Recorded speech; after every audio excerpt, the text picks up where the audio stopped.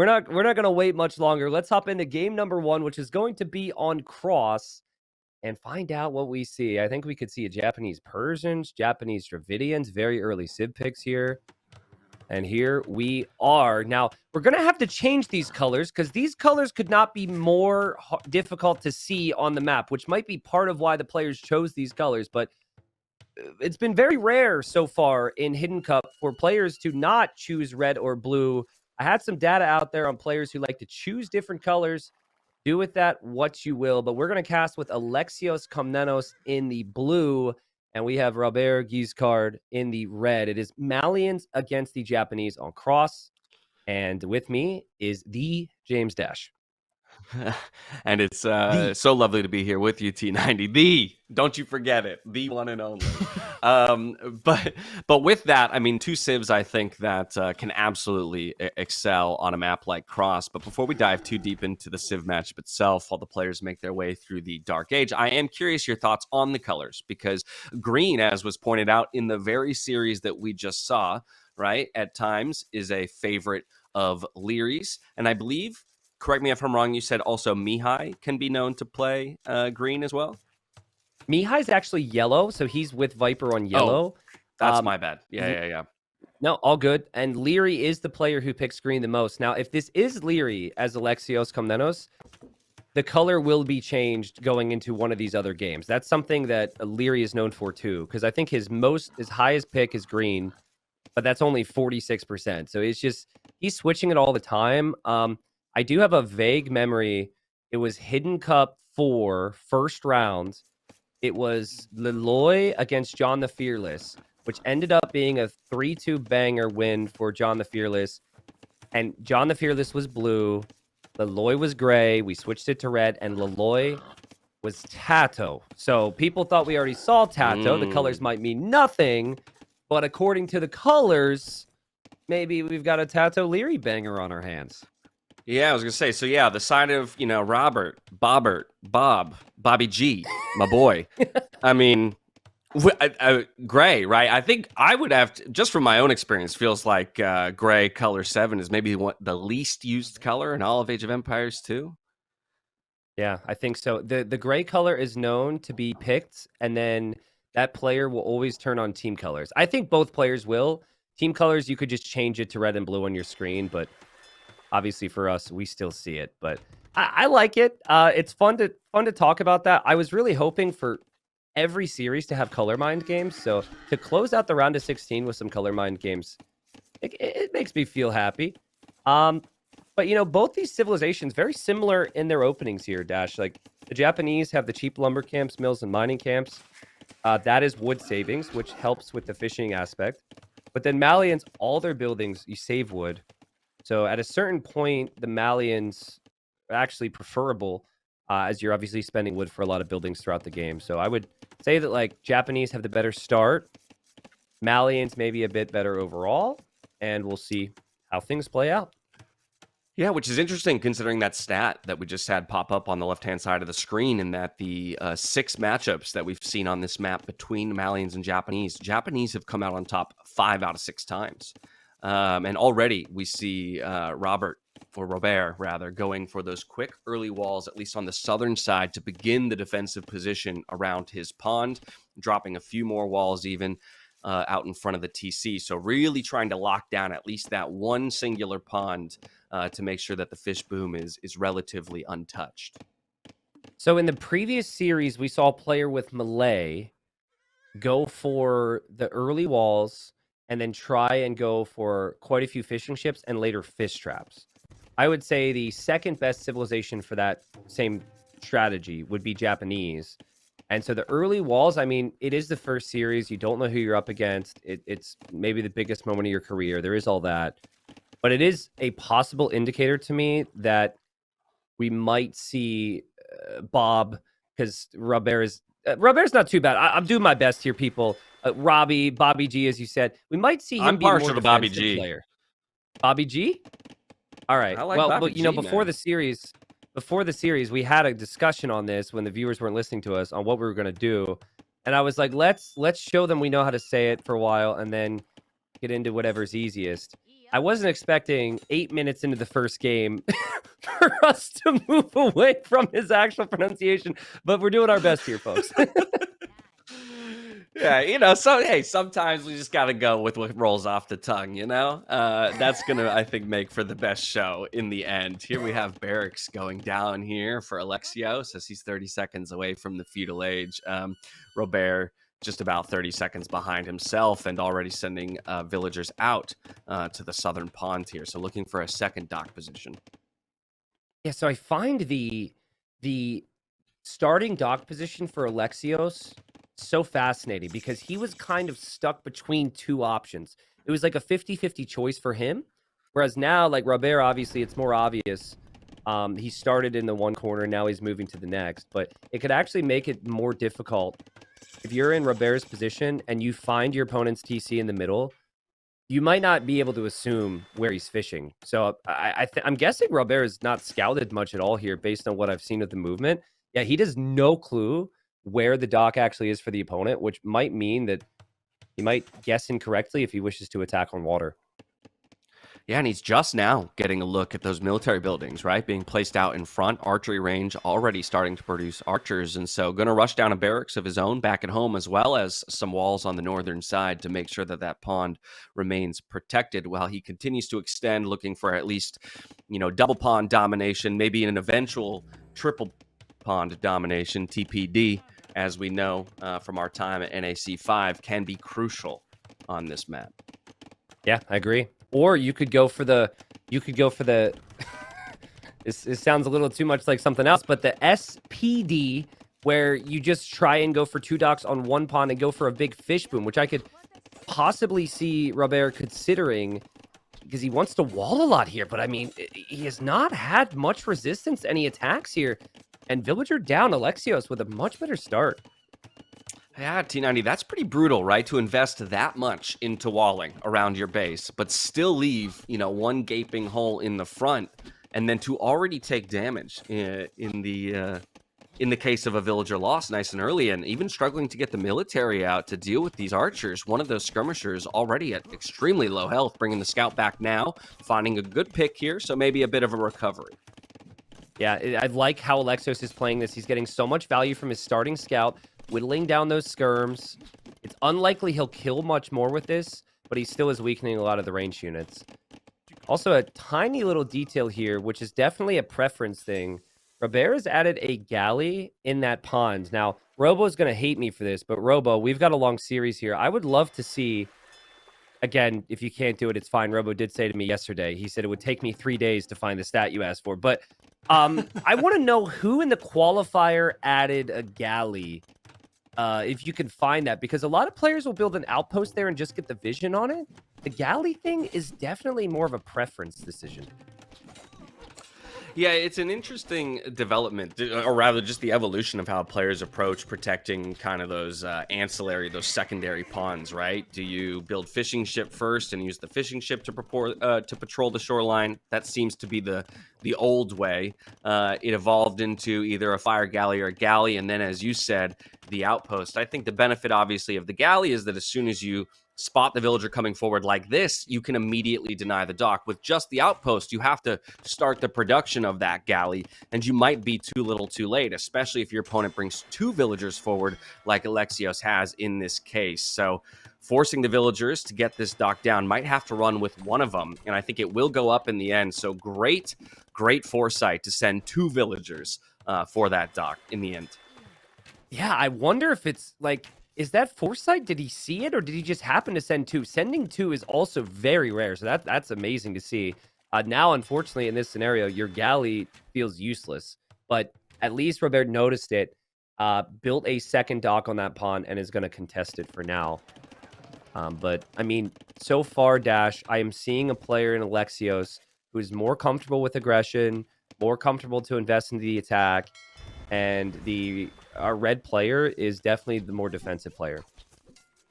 Yeah, I mean, walls already up here, putting up the market as well in the northern part of the base, so perhaps thinking about making their way to the castle age. I mean, look at the walls on the other side of the map, though, T90. A much more difficult walling setup, I think, for Alexios in the end. Okay, this stat isn't even true. Okay, Robo, you can't get out of it that easy. That stat's not even true. All right, we had Fire Galley and demos on islands. That is false information for the people, but yeah, I think maybe my request was a little too specific, but yeah, I mean, Castlage is going to come in here for Robert. I mean, all the things you said about defense, there's a reason for it. He's collected nice amount of resources, killed the villager with the archers. The lack of walling for Alexios on the backside means he's exposed here. And man, I mean, for anyone who's ever tried to be aggressive against a good defensive player, I feel like this is so relatable, Dash. It's like you didn't do enough damage, and now you've got 3 archers in your base. Yeah, and again, you know, just speaking to a slightly more difficult to wall map, might get away with the villager. No, goes down just in time as the skirmishers arrive to play defense. Now looking for the house walls to trap them in, but won't successfully do so. Robert even looking to dive in and commit for a second villager, does end up finding it and will take the lead when it comes to the eco KD. That's a painful one too, because if you have all your skirms on the front, it's like, if only I had my army at home for this. Yeah, that's not bad. Now, I am very curious to see how heavy we see fish traps. If we see a second dock from Robert at home in that pond where he started, I'm immediately narrowing this down as to who this could be. Someone like Jordan would fish boom. Viper would fish boom with fish traps. Sito I've seen do it.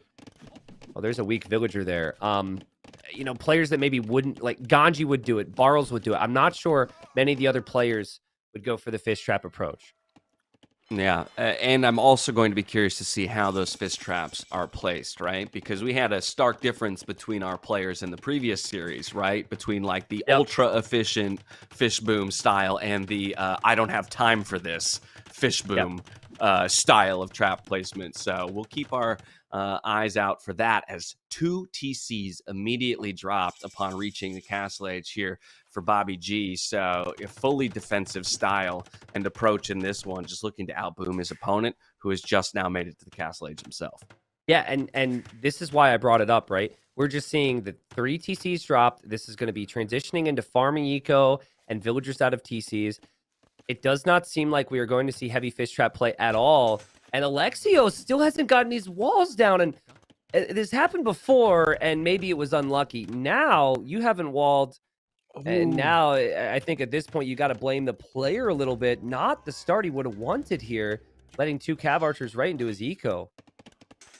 Yeah, it definitely, you know, left for wanting those walls to be up, right? I mean, and it's so brutal when you commit all of the resources to wall halfway across the map, as we see he's already done, and then to leave just a couple of gaps for your opponent to exploit. And Robert is taking advantage of that brilliantly. Now, I think Mapu just showed us that he has not scouted that siege workshop going up, you know, in front of his space. So curious to see how he'll respond when he finally does become aware of it. As he continues the raids, the night now rolling in. Come on! This is just, you know, we're so used to players doing the necessary things to not create more headaches for themselves. And this is not the way you want to start a series with that in mind here as Alexios. And credit to Robert for trying to find these opportunities as well. You can't just assume your opponent's going to be defended. Is that another night? It's another night, dude. That's another night. Talk about value. Talk about value. He has invested into 4 military units here in the Castle Age, at least in terms of what's come forward. We've got more coming forward now. There's still a hole in that wall at the front of the base, T90. I'm going to lose my mind if they make it inside. Okay, Monk's now looking for a conversion, though. Okay. Woo. Okay, it was close, though. It was Wait, they can loop around, though. They can go under this TC. The thing is, guys... Actually, he doesn't even have the walls up in the south yet. The thing is, guys, is that, like, the best players, if you give them an inch, they're going to take a mile, right? You give them a tiny little opportunity, and they're going to turn that into a massive lead. Now, here, the units get deleted because they would have been converted. But Alexios has wanted to push on the front with a siege workshop we barely talked about for a while now, but he hasn't been able to do that because his army had to be in his base. Yeah, now T90, I love the quick look here at the pawns though, because very few fishing, patches remain, right? And that is always going to be an interesting point in the game, is how the player, Bobby G here reacts to the fact that 10, 15 fishing ships can go idle in a given moment, right? And Mhm. what that will do for his eco balance, and whether or not he's planning for that. So much, as we do see the Cav archers finally becoming aware of that forward position and eliminating the villager. Alexios now feeling permission to bring his army forward, monks and skirms on the way to support that Mangonel push. You're this is wild to me. I mean, it's taken so long for this push to get started. Alexios has never felt comfortable leaving the siege workshop with the siege, but he has continued to produce. He's gonna have 5 mangonels. Robert is expecting to see like 1, maybe 2, but 5 out of 1 siege workshop. This is something special here. Oh, Okay, T90, I know day one you had day 9 casting with you, and I think he asked you how many hits from a trebuchet does it take to kill a castle? How many shots from how many volleys from 5 mangonels does it take to kill a TC? As more fantastic damage is going to be found here by Robert forward on that TC that's trying to be dropped. Oh my, look at it melt! I think it's like 5 full volleys from 5 mangonels. I don't really know the math. And if he continues to do this, he could maybe take out the TC, but the defense here, decent enough so far for Robert, but he's still not out of the woods yet. Like, that's a lot of siege coming forward. He's losing his Cav archers. That's his main gold. So there's still a good opportunity here for Alexios. Yeah, a great 2-for-1 trade, though, there for Robert to try and mount the defense, but will lose the TC, doesn't even attempt to keep it up with villager repairs, and is just going to bring his military forward now to try and hold the position. That's the danger, though, T90. You have a lot of threat with 5 mangonels, but it also makes for quite a few targets and a lot of micro that you have to manage as a player when you roll forward with 5 mangonels. Another one coming out onto the field to bring the numbers back up to 3, but Knights and Light Cav, rather, looking to make quick work of them. Man, the Light Cav, at the time that he brought them forward there, was just perfect. If he just went in with Knights, he likely gets converted there, but he picked off the monks. It's still scrappy, it's still messy, and he has no gold, but that was at least good for him. But man, I mean, I'm seeing the first game of the day vibes. I'm seeing this maybe like high pressure vibes from these two. You could tell that the moment is so big, and behind this, Alexios is pumping out of those TCs. He's got villagers churning. He hasn't killed many villagers here, Dash, but he's given himself a really nice opportunity to... I'm sorry, can villagers build a fish trap? Yeah, they can build fish traps. And sometimes if you select fishing ships and villagers at the same time, the villagers will go build it and help. But that almost seemed like it was intentional. That was fascinating. That was wild. I mean, here's the important thing, right? Or rather, should say, I think that the next 3 to 5 minutes are going to be crucial in this matchup, because we do see that eco count, or that eco lead, rather, climbing here for Robert with about a 20 lead overall. And so really pedal to the metal here for Alexios. We got to get some damage done with that forward siege. And while we've let go of that earlier position, Robert will move forward to drop a castle, defend his main gold, and Alexios is going to rotate his position down, try and remove some of these military buildings from the map. This is positionally right now, Alexios is in a nice spot, because if he stays on this hill, it's very difficult for Robert to expand to the other golds. And then if Robert wants to go, say, to Alexios' base, he's got to go buy the siege workshop, and it's a very unnatural thing to do, to go buy the opponent's forward. So economically, it's still looking good for Robert, but again, things have been managed pretty nicely behind this for Alexios. Maybe starting to get warmed up. Some of the nerves are out of his system because this is the first game, and a nice attack round there kills a knight. And yeah, you cannot engage against this Camel Mangonel force right now if you're Robert. No, incredibly tough, right? I think those Cav Archer numbers need to probably triple before we'd be confident in moving forward and taking really any serious engagement. But at the very least, just trying to keep his TCs, safe for the time being, moving villagers out to stone. I think my question starts to become, for Robert is, where's that food eco? right? You're getting almost doubled in food eco numbers as the person who's fish booming. And in the end, I would think your goal here as the Japanese, being in that kind of ultra boom state, is to eventually beat your opponent to imp and out upgrade them. But we haven't transitioned villagers onto food, or at least that's what the pressure's achieving. Yeah, it's really difficult right now. Yeah, the pressure is the reason for it. I think that what he needs to hope for is for one Mangonel to bail himself out here. Because if he clears out the siege, some of the siege is weak, then it could be okay. But we just saw, like, a moment ago, Alexios killing one of the Mangonels. And this is just like Malians ETC all over again. This is just incredible from Alexios, who's shot out of a cannon here. He's got 120 vills. He's got 30 army. He's got perfect upgrades. Yeah, now Cav Archer numbers are climbing, right? We're up to 15, 4 more in the queue, producing out of 2 archery ranges. We even have another defensive castle now being dropped here from Robert. It's going to become very difficult for Alexios to find more damage, but the camels and the Mangonel shots come up huge. Right as I talk about the growing numbers of Cav Archers, they plummet. Yeah, and Alexios just stays underneath the TC and says, who cares? I'll finish off the rest. He could still take out this TC, and Robert has fallen into this defensive castle approach. But what has he really defended? He's lost 2 of his 3 starting town centers, and he doesn't have access to the rest of the map right now. Now, there is a counterattack. I see red somewhere. There's some random knights there. You could tell that even Alexios hasn't been paying attention to that the whole time, but he should deal with that. The push on the front is still amazing for him.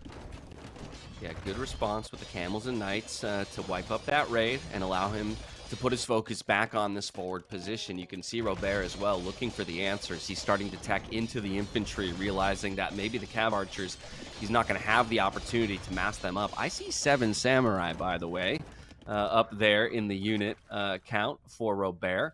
But through all of this, Alexios has managed to keep the villager count close, right? It was about a 20 lead. It's now down to a 15 lead. So keeping pace as he's been able to take these TCs away from Robert in the end. I think Samurai are actually a really good unit against Camel and Skirms. The problem for Robert, though, is you're spending food and gold on the Samurai right now. And the Samurai have a limited window if the Malians can get the fast gunpowder or make Geppetto out of a castle. And so frequently in our meta today, Dash, it's just like, obviously lots of intricacies, but forward castle, faster Imperial Age offers you so much, especially if you have bombard cannons, which the Malians have and the Japanese do not. What do you make of that castle position there from Alexios? Is that too conservative? I understand you want it on the hill, but it almost doesn't... It doesn't seem to pressure much. I guess it allows for a treb position on the northern castle, but you'll have to extend your trebs out pretty far if you want to take the southern castle away from Robert as well. Oh, he's just going to drop another castle. There, that answers my question. Yeah, no, I mean, no, I think it's a valid question, though, because some players are going to place that castle deep in enemy territory when they think they have an advantage. I think some players have the complete opposite logic, though. It's like, why take the risk? When I have him on the back foot, why take the risk of losing the castle, making a mistake by dropping it too far forward? And I'll simply just use that castle to hold an important area of the map, which is still solid enough, and then finish off the game in the Imperial Age. And I mean, the population is high for Robert right now, but he still isn't clicked up to Imp. It's going to be 2 castles from Alexios, and Alexios could kind of do anything he wants right now. Yeah, I think that's good house walling there on the southern part of Robert's base, just to make sure that the raids can't come through. But 3 minutes away from the Imperial Age himself, as the person who had more economy for the entire duration of the game, losing a few villagers too as they make the migration across the map. I think they thought they were playing Evacuation. Wrong map. That one will come later in the set. Now the villagers also having to put on the boxing gloves to deal with just God. Look at how much value this knight's getting. Oh, God. And I mean, Red clearly is just at a point where he's like, I'm so sick of you, dude. I'm just going to attack you. Oh, man. I mean, I don't even know if Red's going to make it to Imp. Red doesn't have that many TCs, and Cav's going to be running through. The Samurai, I guess, could do decently well, especially with the amount of camels out there. But this is Farimba light cav or Farimba Cavalier we're talking about. So they will have +7 attack, and you just do not stop Farimba Cav with anything in Castle Age. Yeah, another TC goes down, now relegated to only one in the back of the base. Plenty of military buildings up here for Robert, but the Q just isn't quite there to deal with the pressure that's coming through, and still waiting for Imperial Age to come in to get any of those important Imperial Age techs. Did go for Guard Tower, and with Ballistics, Bodkin, that might help with some of the raids, but in the end, what an amazing job Alexios has done to kind of pincer his opponent into just this corner of the map, saying, I'm not concerned with that pawn control you have in the south if I can just choke you out on land. Yeah, you know, I'm really impressed with this comeback. Like, we've seen so many times over the years where a player doesn't do the small stuff, lets some knights and cav archers into their base, and then the opponent just overwhelms them with the greater economy. And we laughed at it when there was 5 mangonels in that Siege Workshop. But the 5 mangonels were the game changer because Robert never expected it. It was so late. It was so delayed. He didn't have a heads up on it. He didn't know it was going to happen. And, I mean, he's been shocked ever since, honestly. This is so impressive from Alexios. Yeah, and you got to imagine, right, that Robert was feeling so confident with the early damage that he had dealt, right? Those 2 cav archers and the single knight finding multiple Vil snipes and just forcing so much attention out of his opponent, only to realize he's got this satellite base, you know, out in front of my TC 5 minutes later, and to get surprised in such a phenomenal way. And the raids continue here for Alexios. The Cavalier, groups of Cavalier flooding the map and looking for villager kills. Now below 100 in the eco count is Robert, when just moments ago he was matched at that 140 mark. And the army numbers now eclipsing 50 here for the Malian player as well. And now I wait to see how many people in chat say yo or ACCM for Robert, because he's at 100 pop. He's completely dead. He's got no castle. And finally, he resigns. The GG is called. But Alexios with an amazing comeback. I mean, it wasn't pretty at the start. Or it wasn't pretty in the mid game. But once he became the aggressor, it felt like he was never going to lose the game. So I think stylistically, Alexios, expect more of that here. Alexios will be the aggressor. Robert, clearly a player who relies a little bit more on the walls and the eco side of things. But, you know, when you collect resources, you want to invest into military with that, right? And Robert never had the time because his TCs were gone in an instant, and he was off gold. And we've been there. We've all been there, where the whole plan falls apart because of something you didn't know. Yeah, and we saw it there in the resource counts, right? T90, it was over 5K more gold collected here for Alexios across the course of the game, as well as about 4K more food, which is, again, surprising to me in the face of the Japanese player who was quick to 2 pawns and looking for that fish boom. And it just, again, it points to the fact that Alexios did a phenomenal job in expanding the eco on land and giving himself the space to do so by putting the pressure forward and disallowing his opponent from getting the farm count up. Because as much as a fish boom is nice to have, you got to support it with the farms as well in order to get that food economy rolling. And so the Japanese being the first pick there for Robert, going down against the Malians pick here from Alexios to bring us to 1-0 in the series. Let's dive into game number 2. I think Robert Guiscard, hopefully he's not going to have as many lag spikes. If he is, people will speculate, of course. But he did pick Islands as his first home map. And yeah, Bobby Robert G did on not 3G internet or something. Pick Islands here. And they switched their colors again. So both players with the color switch off here in our final series of the round of 16. Now we're going to switch it back to what we had before. Well, actually, hold on. No, it was game 1. Oh, God, there's a lot to analyze here. Okay, so game 1, Alexios had green, correct? And then switched it now to blue. Now, Leary's the player who's known for switching his color from series to series and also picking green the most. So that's very Leary-esque. And then Robert did pick gray in game 1 and is sticking with that. Anyways, we are here, and this is Gold Rush for game 2. Gold Rush with Khmer versus the Burgundians. So Burgundians, obviously, I mean, just another power pick when it comes to economy. But it's just going to be a matter of how you protect that economy and really what your approach is, right? On a map like Gold Rush, generally fairly wallable bases, as well as a fair amount of distance between the two players. So would maybe look for some early walls, and once again, to index into that full boom and economy, kind of like we saw in game number one, just without the fish.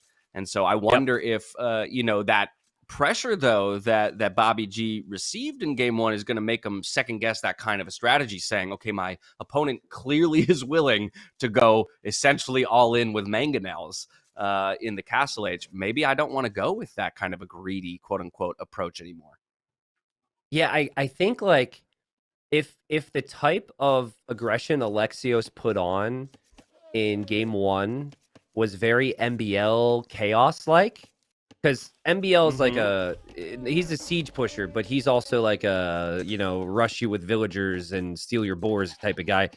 If it was chaotic pressure, I definitely think Robert would be second guessing the game plan. But I do think if you think about how Alexios played it, it was fairly standard. And you're kind of okay with on Gold Rush to play fairly standard here yourself, I would say, with the Burgundians. Because at worst case, if you don't go fast castle and take a risk, you could still go into feudal age, add some scouts, and be in a pretty good spot. But I am noticing that both maps are fairly open compared to some other generations. I'm sure we'll see them try and wall, but this has been a fast castle map more often than not. They might need to wall a little bit more than your average Gold Rush generation. I was going to say, you said we might see them wall. If we take a look at that mini map, we see that Robert is already thinking about the walls. And it's going to go for, I think, some very intelligent walling, right? Between the wood lines, but then straight across the front of the TC, using the TC itself as a defensive structure and helping reduce the amount of resources he's going to have to commit to get his base fully walled in the end. Also great by Mapu pointing out how many resources are getting blocked behind those walls. 2 different gold patches, as well as some stone, could even maybe get his main stone walled in as well. So looking good at the moment if the Burgundian player wants to approach the game with such a greedy fashion. Okay, so let's I'm going to talk players here for a second, because this is the last series of the round of 16. Clearly, best case, people are still wrong with their votes, because we have 3 players who haven't been voted by the community with only 2 players here. The 3 players that haven't been voted: Sebastian, Hart, and then I think Sito. Yo. Sebastian, Sito, and Yo. Hart was voted. Sebastian. He was voted in the loss. Correct. Okay, got it. Khmer, I have some memories of Hart actually playing very comfortably with in the qualifier, which is why he was on my mind. Khmer, clearly they were played a lot because some of the stats came up. I think Sebastian might have even played the Khmer as well. Barles maybe played the Khmer during the qualifier. And the other thing, too, is I think if you pick Gold Rush as a home map, you are definitely a qualifier player who qualified doing really well on Gold Rush. So I don't know if we can get the stats, but I'd be curious if we could see of players who qualified, which players were the most successful on Gold Rush. I think that'd be good to find out. That'd be a very interesting stat to get. But I'll also ask you this, T90, continuing the conversation around possible players. In previous Hidden Cups, you even had, I think, a video entirely dedicated to it. Boar luring. When the TC usage for boar luring became a big thing, it was all about how many villagers are getting used to lure a boar. I just noticed Robert using 6 there. Do you feel like that's as much of a tell nowadays, or are players more comfortable just adjusting based on the number of villagers they have to use, either 4 or 6, whatever? It's a great question. I wanted to make that video again this year, and I looked at it, and honestly, everyone, for the most part, everyone is weakening their boars with the TCs, and it is sometimes situational. Back then, it was 70% of people were doing it, and if they were doing it, it was a certain amount of vills. The one exception to this is Doubt. As always, it seems. Doubt, he does weaken boars with TCs, but he does it in a way which, how do I say this?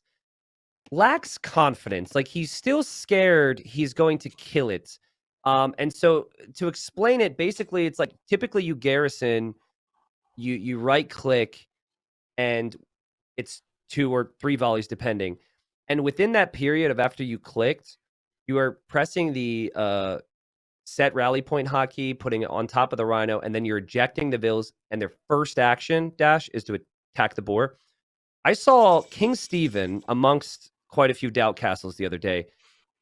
He weakens the boar, but then he's too scared to do any other clicks onto the boar, so he clicks his Vills to the side, ejects them separately, and then manually clicks them onto the board. Like, there's a clear difference with how King Stephen did it. versus putting the rally point itself on the board and then just ejecting. Yes. Right, exactly. Okay, now how about this?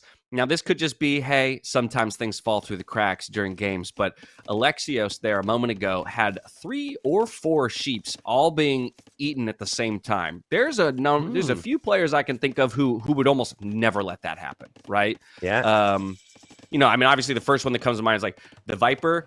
I know that he would lose his mind if he caught himself, right, making that kind of quote-unquote mistake in allowing. But I'm sure a lot of pro players wouldn't be happy with that. But it was just kind of interesting because it looked like he retasked some villagers to purposefully kill extra sheep as opposed to them just doing it in their own kind of pathing way. I would guess it was just villagers being villagers. And the player it happened to was like, you freaking kidding me. People are going to watch this. Right. Like, we've all been there, right? Where we know that we did not tell the villagers to go to one of those sheep. And then one of those vills just walks over there and does it anyway. So I'm just going to assume that that's that. But listen, what we're seeing here, guys, is the power of the Khmer. The Burgundians, they have all these eco upgrades early. And that's something to get excited about. But the Khmer do not need to build the required buildings. And so they could zoom to the next stage like this. Here you're going to see the scouts find each other. And it was also really smart from Robert on the flip side of things. I think a lot of people mentioned in my chat the lack of scouting. Well, the Khmer player is going to be in feudal age so much faster than you. That scout's going to get more speed and attack, and you don't want to lose your scout. So he waited to come scout. He now sees the TC. The res collected should be better for the Burgundians, but the Khmer going instant 3 TCs here have a really good chance at catching up with res collected. Yeah, getting all the important information is Robert with that scout, and now has a few more scouts being produced and on the way, bringing a villager forward as well. Will that get picked up? Just a pixel's worth of vision there from Alexios, but it doesn't look like he noticed because the scout's not tracking it anymore. That is like, so some players are going to see these TCs on the outside and they're going to say, oh, interesting. Okay, I thought he'd build his TCs inside the walls. Cool. Other players see a TC like that and they start licking their chops and they want to change their whole strategy entirely. And that is what Robert is going to do. This is going to be a siege push. Now, it's also very possible that he, he's going to place it there. But Alexios is not making scouts. He's just booming. And Alexios has no clue that Siege Workshop is there, which is hilarious because that's what happened in the previous game. Alexios had the Siege Workshop. And now it's Robert's turn. Yeah. Shoes on the other foot, my friend. You threw 5 mangonels at me. Let's see how you respond when I throw 5 mangonels at you, sir. And this time I do it from a hill. Yeah. Oh, this could be really bad for Alexios. Basically, if Alexios notices this, he can drop a stable real quick. He can make some scouts. But for the time being, he doesn't know. And I think he's checking for other things. Yeah, he's going to get hit by that scout. Okay, it's just a scout fight. Robert, never take him anywhere near your forward if you're smart here. You need to ensure that he does not see this. Alexios. Okay, he runs away. Oh, still gets the snipe, though. The downhill hit there on the retreating scout. And this means no information. But how about this? Robert choosing to reveal the mangonels as soon as he gets the first one out. So he wants to begin that pressure early, but he's also giving his opponent slightly more time, in a sense, to react now to the presence of those mangonels. Look at this. So MBL, Sebastian, and Sato were 3-0 in the qualifier. And then it was Barles 3-1. I think Barl, this could easily be Barls. This could easily be someone like Sebastian, easily be Sato on both sides. So interesting data there. I think MBL was as obvious as can be. MBL, we knew coming into Hidden Cup would be the easiest to guess. I believe it was MBL the Great, not Otto the Great. But, you know, I like the decision to show the siege instead of waiting, actually, because you got to do damage as quickly as possible. But he hasn't taken out the town center just yet. Yeah, we had that video play on box formations as well. So when we have the cavalry out, it's a good opportunity for us to take note of what kind of formations they're using. And a few light cav on the field here for Robert.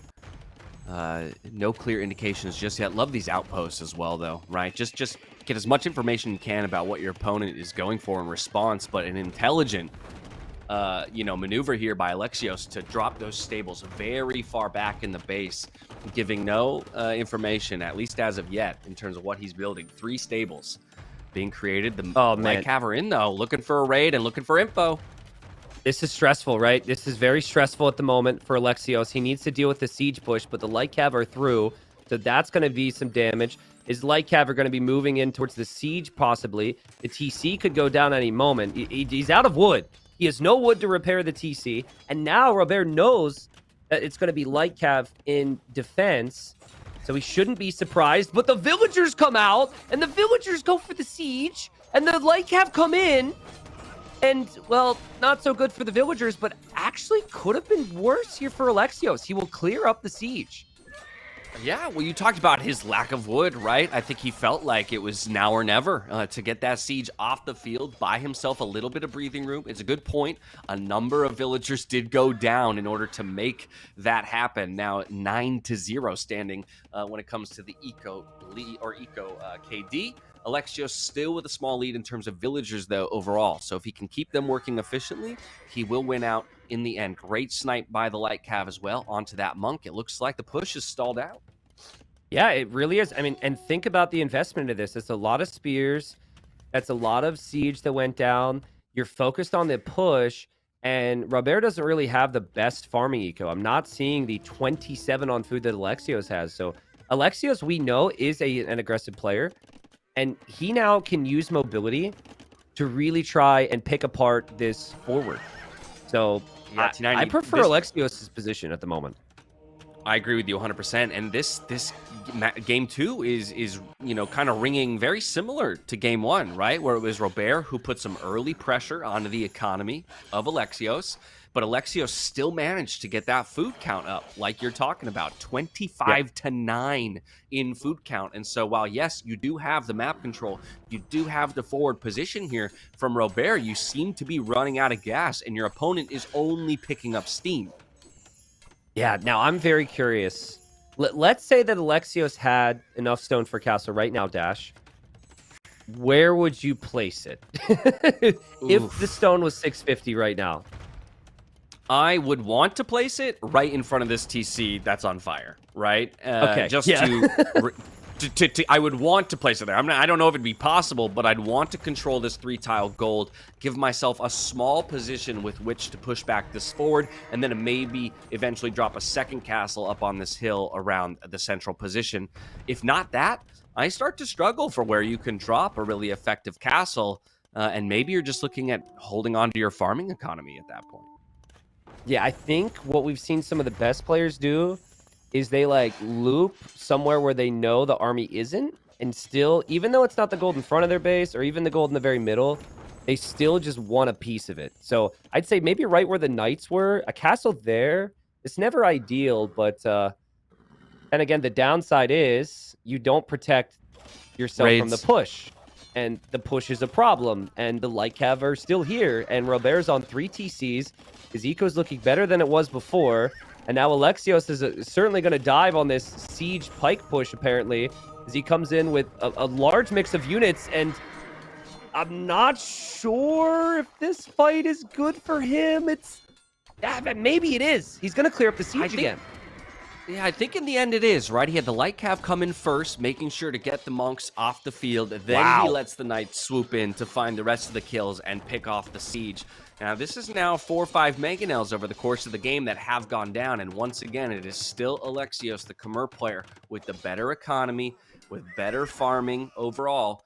And so I start to worry, even though the map control, again, continues here for Robert, going for that castle in the middle. This is going to be quite the surprise here for Alexios as he realizes his castle position is not possible. Yeah, I mean, that's not something you want to see. I mean, I would honestly say if Robert didn't drop his castle there and pre-wall it like that, this game might be over. Like, the res collected is looking good for Alexios. Alexios has all this army. The entire forward here for Robert is dead. But now having that hill and now being able to make some units out of that castle, I don't hate the position for Robert. I still think he's behind, but the middle hill is always so valuable in this map. Yeah, stone walls at home. I mean, okay, how many players are going stone walls at this point in the game, T90? I honestly, I can't think of many. It's great. It's a great decision because you don't want to be distracted at home. So I love the fact that he's doing that. It's amazing game sense because you'll see in a moment where Alexios chooses to go. But, you know, stone walls. I remember some stone walls from Mihai in the qualifier. I remember some stone walls from Ganji. I could see a player like Barros choosing to stonewall as well as go for a pike push like this. So we'll see if the walls actually get down. We'll see what happens here, but I think it's a good decision. Yeah, I'm thinking the only GL player that would maybe do this in my head is Tato.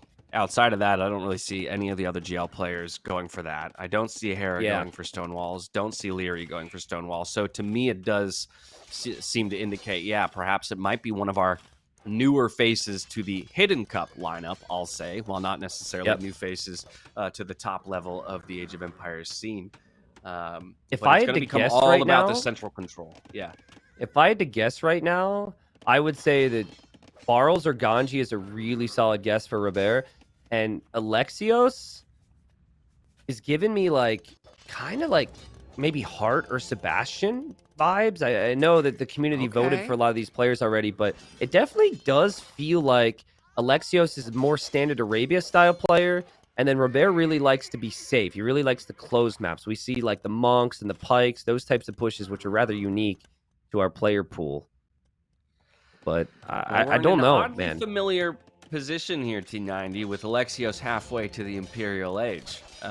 Just like game number 1, after being able to stave off the pressure and win out kind of in the economy game, the boom game, gets that food count up, gets the click to the Imperial Age, and now might have the initiative here in about a minute's time to start pushing back through the middle. Yeah, so interesting spot. Alexios will be imp much faster, and that's for Trebs.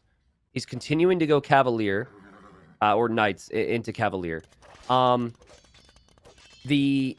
A red player seems to foresee the fact he's going to lose the middle, and he's building a castle on the back. And he's going to click imp here, but he's still going to be much later. So advantage for Alexios right now. But I do feel like the lack of... Like, look at the difference. Both players want to try and raid each other. One player stonewalled. The other guy is playing fully open. I feel like, to our point earlier, like a lot of players should maybe stonewall when they are in these types of positions. If these units continue to get into Alexios' eco, this could become a big problem for him. Yeah, I will say, if I had to pick one of our conventionally considered top 5 pros that is most unlikely to wall in like a situation like this, it's Mr. Yo. And he is one of the people who has not been yet voted on our viewer bracket. Yep. True. Yo is very happy at times to do the 3TC expansion, sacrifice the time to get full walls up, and just trust his own macro, right? Trust his own response to the raids like we're seeing right now. Sure, he'll lose some bills in the process, but he's going to utilize that time that he saves to be much more effective in other areas of the map. And ultimately, he's in the Imperial Age. The trebuchets are on the field. Cavalier is coming in. Chemistry behind that. He's about to start rolling right back through the center of the map. Now, the lack of blacksmith upgrades is really concerning right now for Robert. He doesn't have a single one. He has a great eco now, and he's used his time efficiently there. But to not have any blacksmith upgrades is wild to me. And it's probably something he's going to do because right now he wants to take those trebs. He wants to keep that castle up. Thankfully, with his unit, the initial attack is very high, and he's going to take a treb, and he's going to take the next one. And that's all he wanted from that engagement, simply to keep his castle up in the middle. We have ourselves a very even game now. Yeah, buying himself some crucial time as he's going to throw down a second blacksmith. So there you go, T90. He's got the same concerns that you do. Not enough blacksmith upgrades, and understanding that drops a second one, which is also an evolution. I love seeing that more out of players nowadays, right?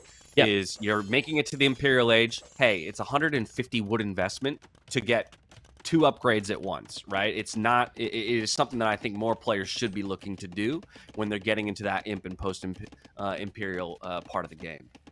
So the unit that Robert is relying on right now for Cav is castles, and it becomes tricky now because you also need your castles for trebs.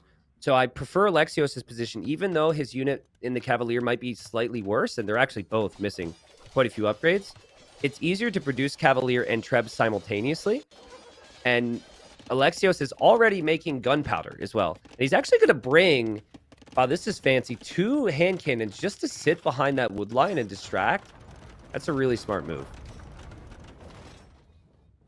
Yeah, he's getting some good picks here on the north. Look at that, the number of fading Custelier bodies there. But still struggling to find damage on the economy, and that's where those stone walls come into play, right? In a fabulous way here for Robert. But how about this sneak archery range to the south by Alexios? So maybe looking for a little bit of a tech switch as the battle continues here in the center of the map for hill control and castles. In the end, the repairs coming through for Robert, the Cavalier looking to swoop in and take a page out of his opponent's playbook, looking to snipe both of the trebuchets and then possibly retreat from there. First one goes down. Second one should follow here. No problem for those Cavalier to dive underneath the castle. That's huge for Alexios. Yep, keeping his trebs firing on the castle. Still has Cavalier on the way. Still has hand cannons. You know, it's been tough for Robert to really find the military numbers. It's not awful. He's going to be making gunpowder with the Burgundian soon, and Burgundian gunpowder can kill everything that's out there. But he needs to get a bombard cannon onto those trebs. He actually has one very far forward. He actually produced that from the forward siege workshop, which he probably wasn't thinking about in the moment. But that guy just rolled up the hill, and that bombard cannon, Jean Bureau there, he's going to go in for the treb. And he's so important right now. If he can just land some big shots and he can hold this hill, he can win this game. Yeah, but the Custelier, they're starting to melt right there to the Cavalier, trying to fight uphill. We've also got monks in tow, and the hand cannoneers are starting to grow in mass. The trebuchets, with those house walls in front, they continue to fire upon this castle. Still 250 stone in the bank for Robert to look for the repairs. The bombard cannon stays alive, which is crucial here in the defense.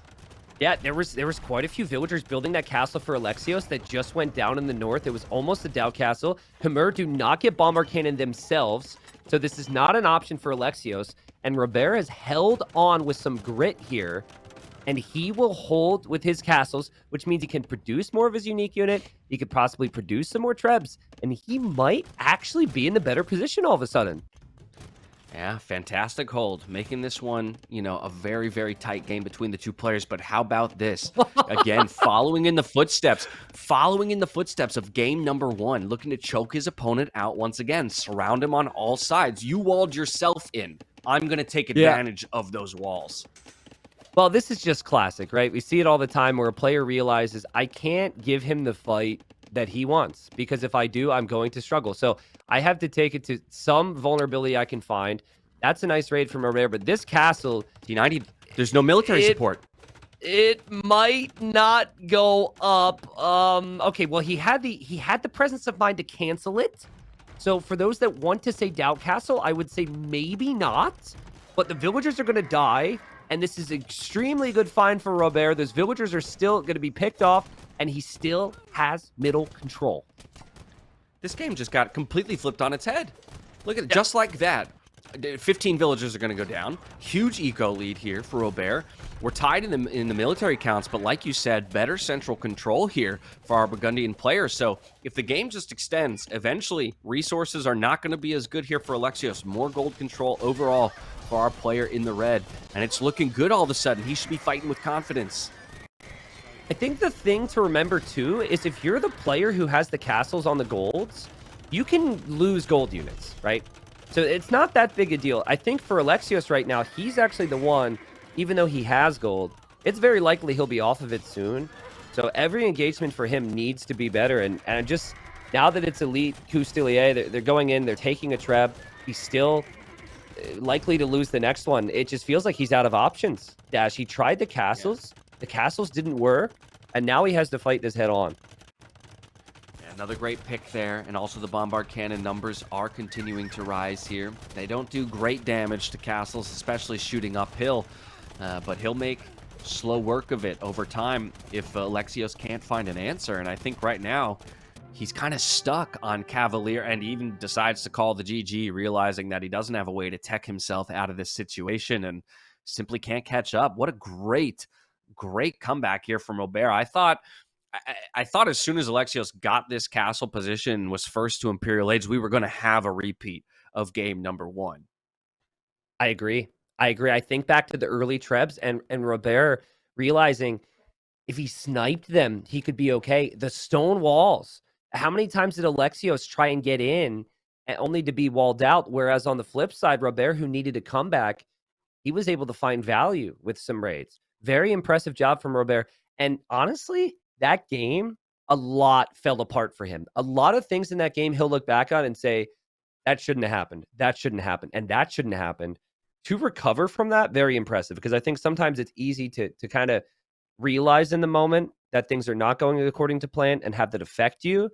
The real strong mental players are able to get over that quickly and still get the dub. That's sick. Yeah. I don't know what Robert will pick, but let's see. Game number 3. Will he go for Arabia, or is he going to go for evacuation or bay, or technically bypass or islands? Let's see. Arabia Incas. Oh, okay. Well, alrighty. I got it wrong. Are they changing colors again? Game 3? Wow. Yeah. What? Every game? Hold on. Okay, so Robert is now jumping over to yellow. This is Leary. Alexios in red. I mean, Leary is I do agree with you that Leary's the pro player who's the most willing to play the most number of colors. Yes. Because I think there are quite a few players who rightfully actually feel that they have a dip in their level of play if they move off of a comfort color, right? Yeah. Leary, I don't think thinks that. Leary's like, no, I'm playing how I'm playing. You get the version of me you get on that day, regardless of my color. Huh. Well, I mean, I'm happy because it took all the way to the final round to finally see players switching their colors up.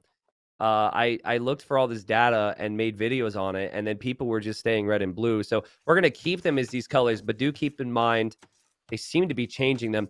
One final thing on that, which I think is funny, is like when you're in the lobby, you get to see if they're changing colors. So like I don't know who did it first, who was the host. Like Alexios joins the lobby and Robert's already switched his color, but ooh. Okay, so for the 3rd time, I believe, we are seeing a player use the scout to bring in a No. Okay, well, that's not great. No, the boar's really not cooperating there. I'm blaming DE on that one. That thing was still... Well, you need to get 2 hits while it's aggroed on you. There we go. That should work. It seemed like the boar wanted to go home. This should be fine. Alexios bringing in the extra board. Now, again, this is the 3rd time I've seen this. This implies that some of these players that are doing this have seen the strategy or practiced the strategy in the practice period. But that is still going to work out for Alexios, as annoying as it is. Yeah, so we at the very least now know that this is not MBL.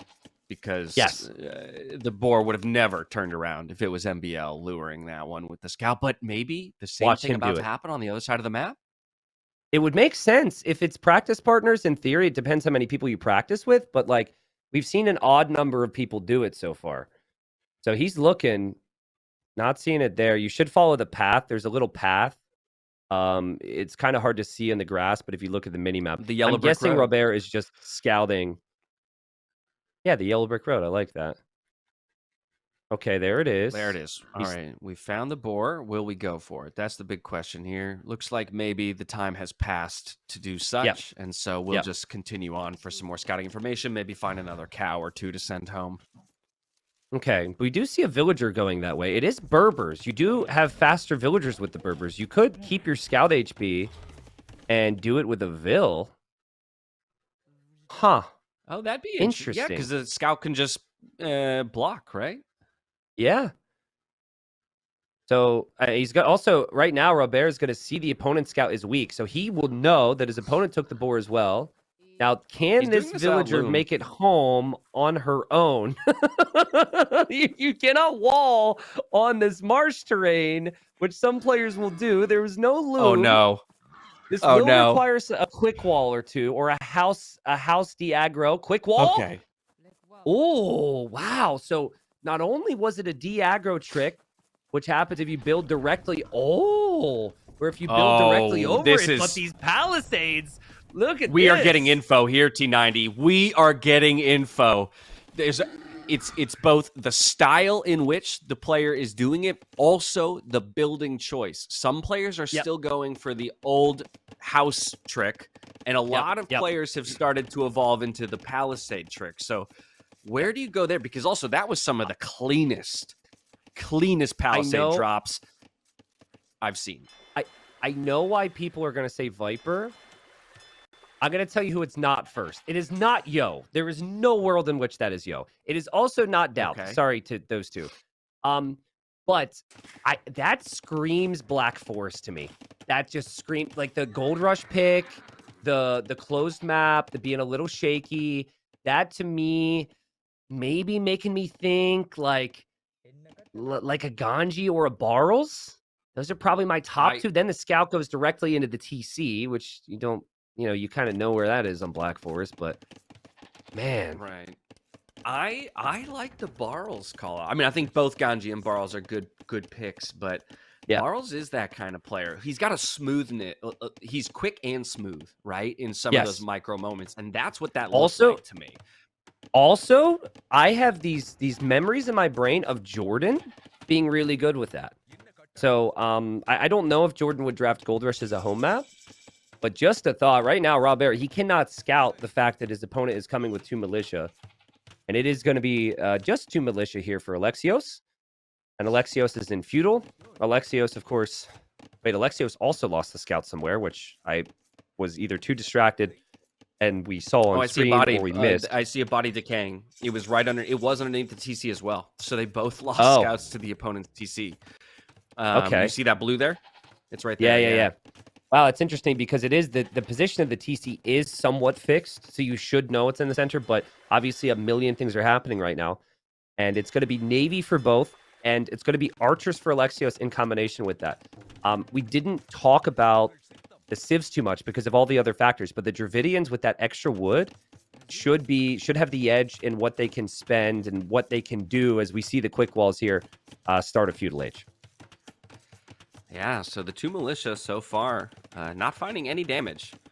No real value to be gained out of them just yet. I suppose some scouting, right? Because both players have lost their scout. At the very least, you're getting information. You'll spot the stable here with the garrison flag on top so that you know your opponent is producing scouts. Love to see those palisade walls as well over by the wood line. Once again, just playing ultra safe because we don't know particularly when we're going to get hit. Galleys at home to defend. Alexios is playing this very similarly to how Vasco da Gama played in the first day. And Vasco da Gama, people voted, was Hera. Went for the galleys, went for the boar with the scout. Just very similar to see galleys and archers and the boar. I think it's the second time we've seen all these things play out at the same time. And we'll see what that means. We'll see how the micro goes, because the micro for Vasco da Gama day 1 was really solid. But there's a range now for Robert. He's going to make a couple skirms, I assume, to try and push back these archers. Yeah, and look at the walling, though. I mean, very compact, but very safe, at least, and has those scouts rotating around to protect the wood line as well against the spear and 2 archers. 5 scouts, plenty to make quick work of those units if he decides to take the engagement, but we'll bring the skirm over as well. Maybe can remove that spear before he dives on top with the scouts. Res collected looking really nice for Alexios right now, which is what he would have wanted. I think that's the Dravidian carry capacity on the fishing ships combined with also having double bid axe, also getting the extra wood, but that is a full clear up. But while that full clear up happens on land, there's also galleys here from Alexios, and there's just 1 fire galley here for Robert. So it is very likely that Robert's going to lose all his fish, which means he needs to really apply pressure here on land. Yeah. Now, Berbers have a fair number of naval bonuses as well, and he did run those fishing ships to the corner of the map, but actually moving his fire galley away, that's a peculiar choice here. Does go down to the galleys, has another one in the queue to try and play defense, but now up against 6 galleys on the other side, and Robert, tracking those units, decides to retreat, play defense a little bit more, so very much on the defensive here as our Berber player. If there was a unit that you would want to make a lot of against the Dravidians, it might be skirmishers, because they do not get very good counters to skirms. I guess they get the cheap siege, but skirms should be pretty solid against a civ that's usually just going to go for ranged units themselves. But that doesn't mean you can't justify some scouts in feudal if need be.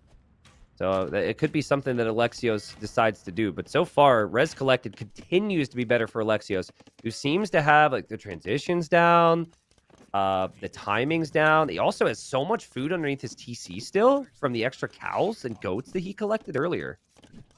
This is 3 games in a row where Alexios has had a much better food economy. Right? Yeah. We're looking at 18 on food to the 11 on the other side, 300 floating, already has the gold in the bank for a Castle Age click as well. Robert on the other side, 600 gold floating, maybe looking for a market here sometime soon to start to balance out that economy. But as we hit a little bit of a lull and the players kind of dance around each other, there's that market we're talking about. T90, I'm curious for you, kind of your impressions of the way the meta on this map has developed, as it's one of the newer to our pool here, and we don't have a ton of experience on it. Yeah, I love how everyone has had a slightly different view on how they prioritize their investment early. I assumed that the majority of pros were not going to get the extra Rhino because it could be risky to lose scout HP. They weren't going to realize that they should take the extra. They could take the extra cows on the map. But like honestly, we have seen some heavy prep from some of these players. And I think that's what we're seeing here. Like, this seems to me, like, with that period of time they had to practice, Alexios clearly played this map a lot, right? We're on the other side, a player who is using the market pretty heavily to buy wood, only has 5 on wood. Either things have gone wrong, or maybe this is just not a map that Robert is as used to. So, I guess to answer your question, I've been enjoying the map. And I think the preparation has paid off for the players who've been picking this as a home map.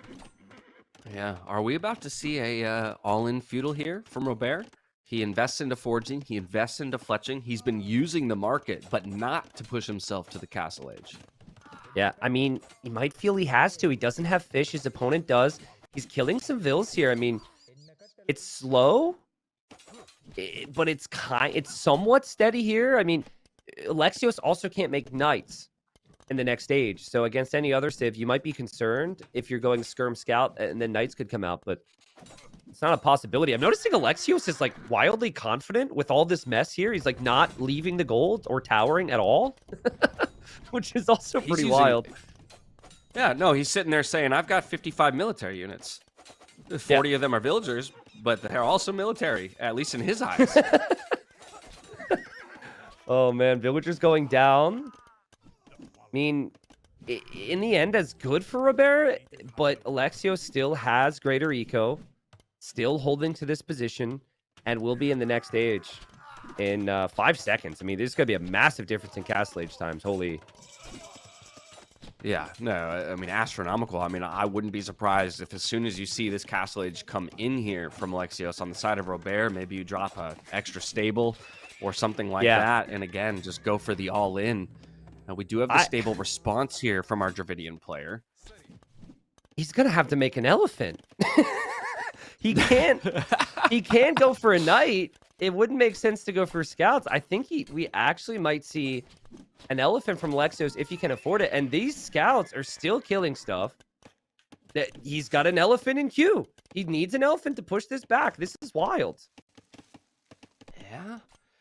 And I mean, Robert, right? I mean, while he's not in the Castle Age himself, he's been untouched at home relatively. Yes, the Navy is still harassing around the coastlines, but for the most part, all 41 of his villagers, 42 now, are working, unperturbed. Where on the other side of the map, we've got vills going down and vills being relocated left and right, working inefficiently. Yep. And over time, that's going to add up. And it's going to take a while for that elephant to get over there. And I think, like, right now, if the scouts that Robert has on the field go to the other areas of the map, you're always going to find an area right now where you can get some picks. He has forging. He's had it for a while. He knows he's behind, so he shouldn't be hesitating. And sure, like Alexios, if you want to fight this back, that is telling that he's got the confidence to do so. But if you want to fight that back, go ahead. But you should still be losing a villager or two, most likely, if the scouts are actually engaging. Where's the... Oh, like, God. Robert is... Oh. Okay, couple vills going to go down as they make the evacuation. Unfortunately, only one evacuation route. So you go where you go in this one. But the forward has now arrived. The elephant has arrived. And it does find damage pretty quickly here. Scouts taking a fight on the other side of the map after having armor complete. But even still, most of them losing their lives and having to retreat. And with that Castle Age already in here for Alexios, we see the TC being dropped over on the mainland, trying to give himself some source of safety on that more green set of land. My dog wants to talk. Yeah, so I'm sorry if you're hearing all of that. It's all good. I was calling it the mainland, but it's like technically the mainland should be where you start, or I don't know what's main here.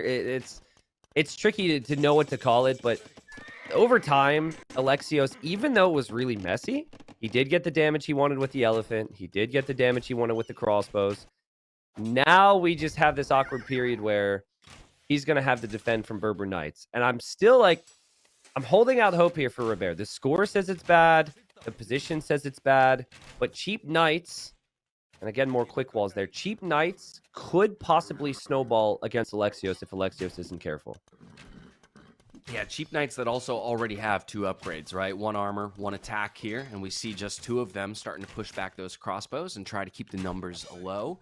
But while all that's happening, we still see the surround around the base here for Alexios, doing a great job once again. He's the chokehold player. It's just for me. All 3 games, it's been about the full surround and making sure that from a military perspective, he's the one that has control over his opponent's base and their ability to expand, while also looking to buff up the eco themselves, up to a 16 eco lead, 24-5 in the army count as well.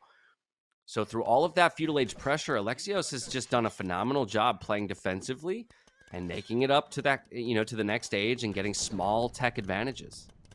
I love how little hesitation there is from Alexios to just move forward again. Like, he backs away for a second, waits until he has, in this case, pikemen, and says, all right, I'm going to pressure this guy again. Like, he just doesn't give Robert time.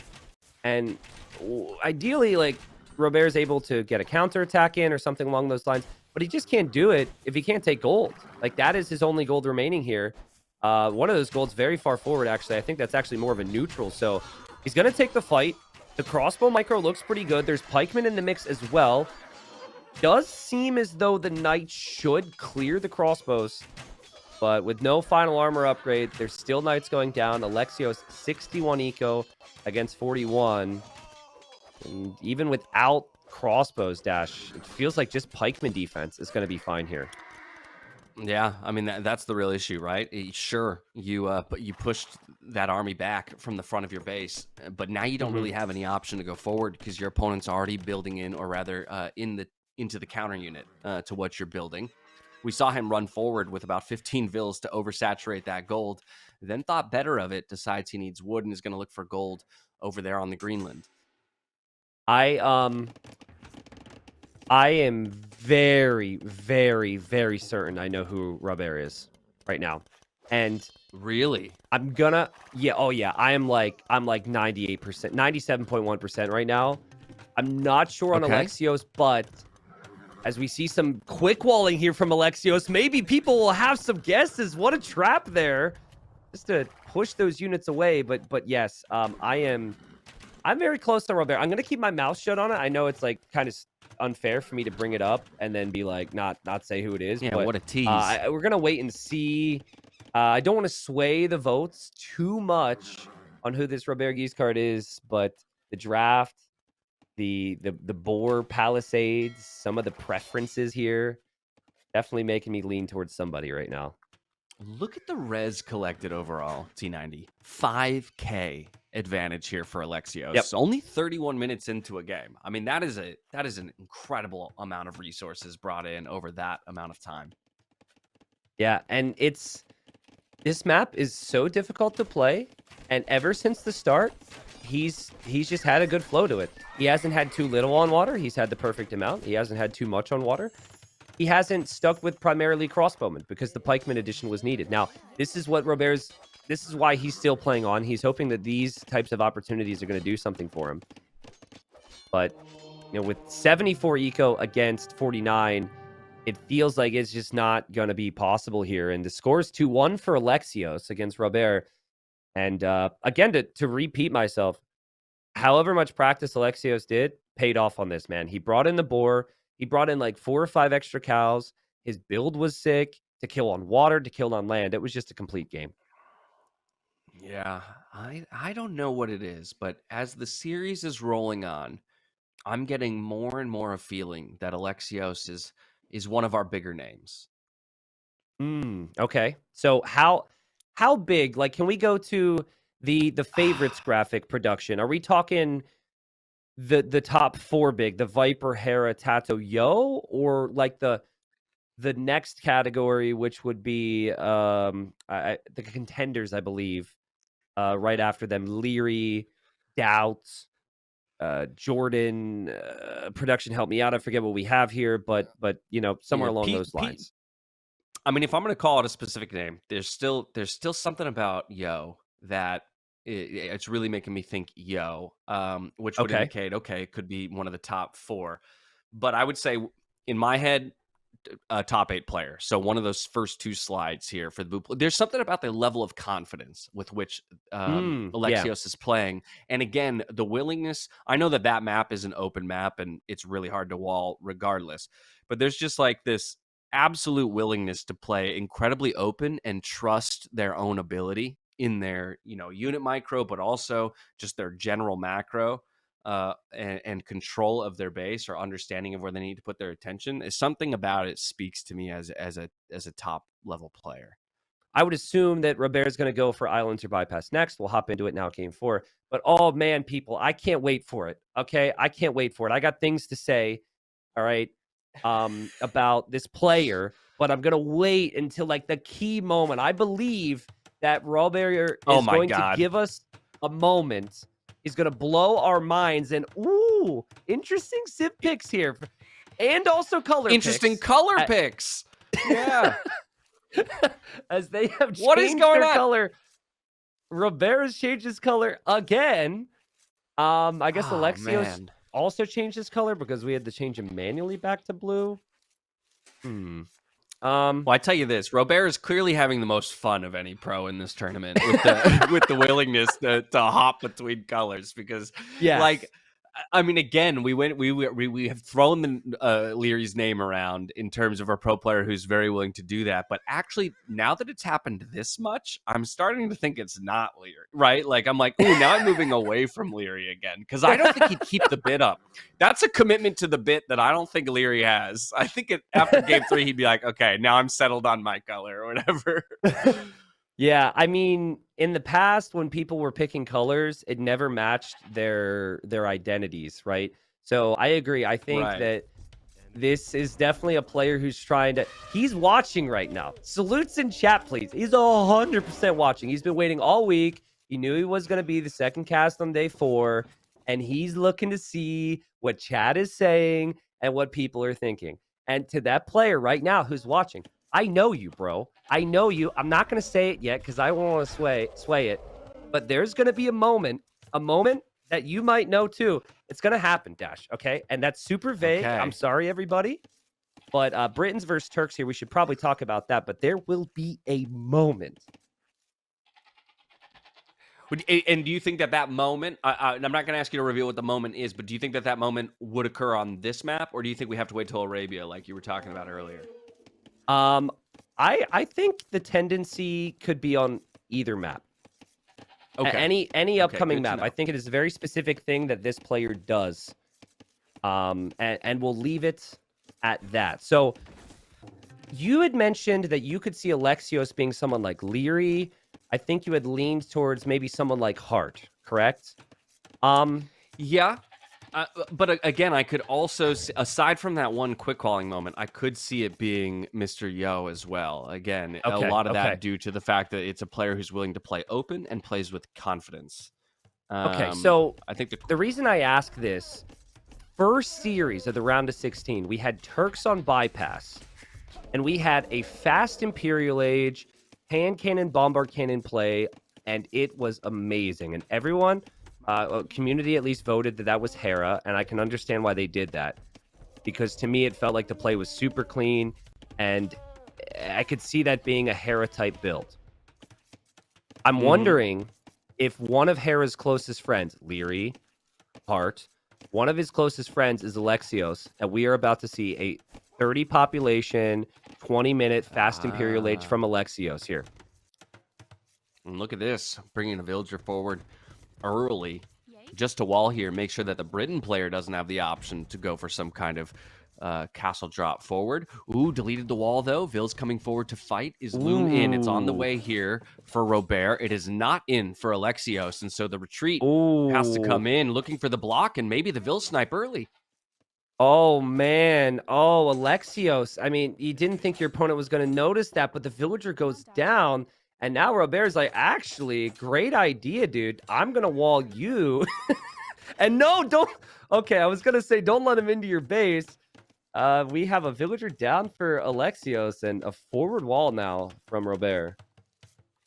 Yeah, well, okay, so great find here for Robert. And now as the Britons player, he's bought himself a little bit of extra space there in that central corridor.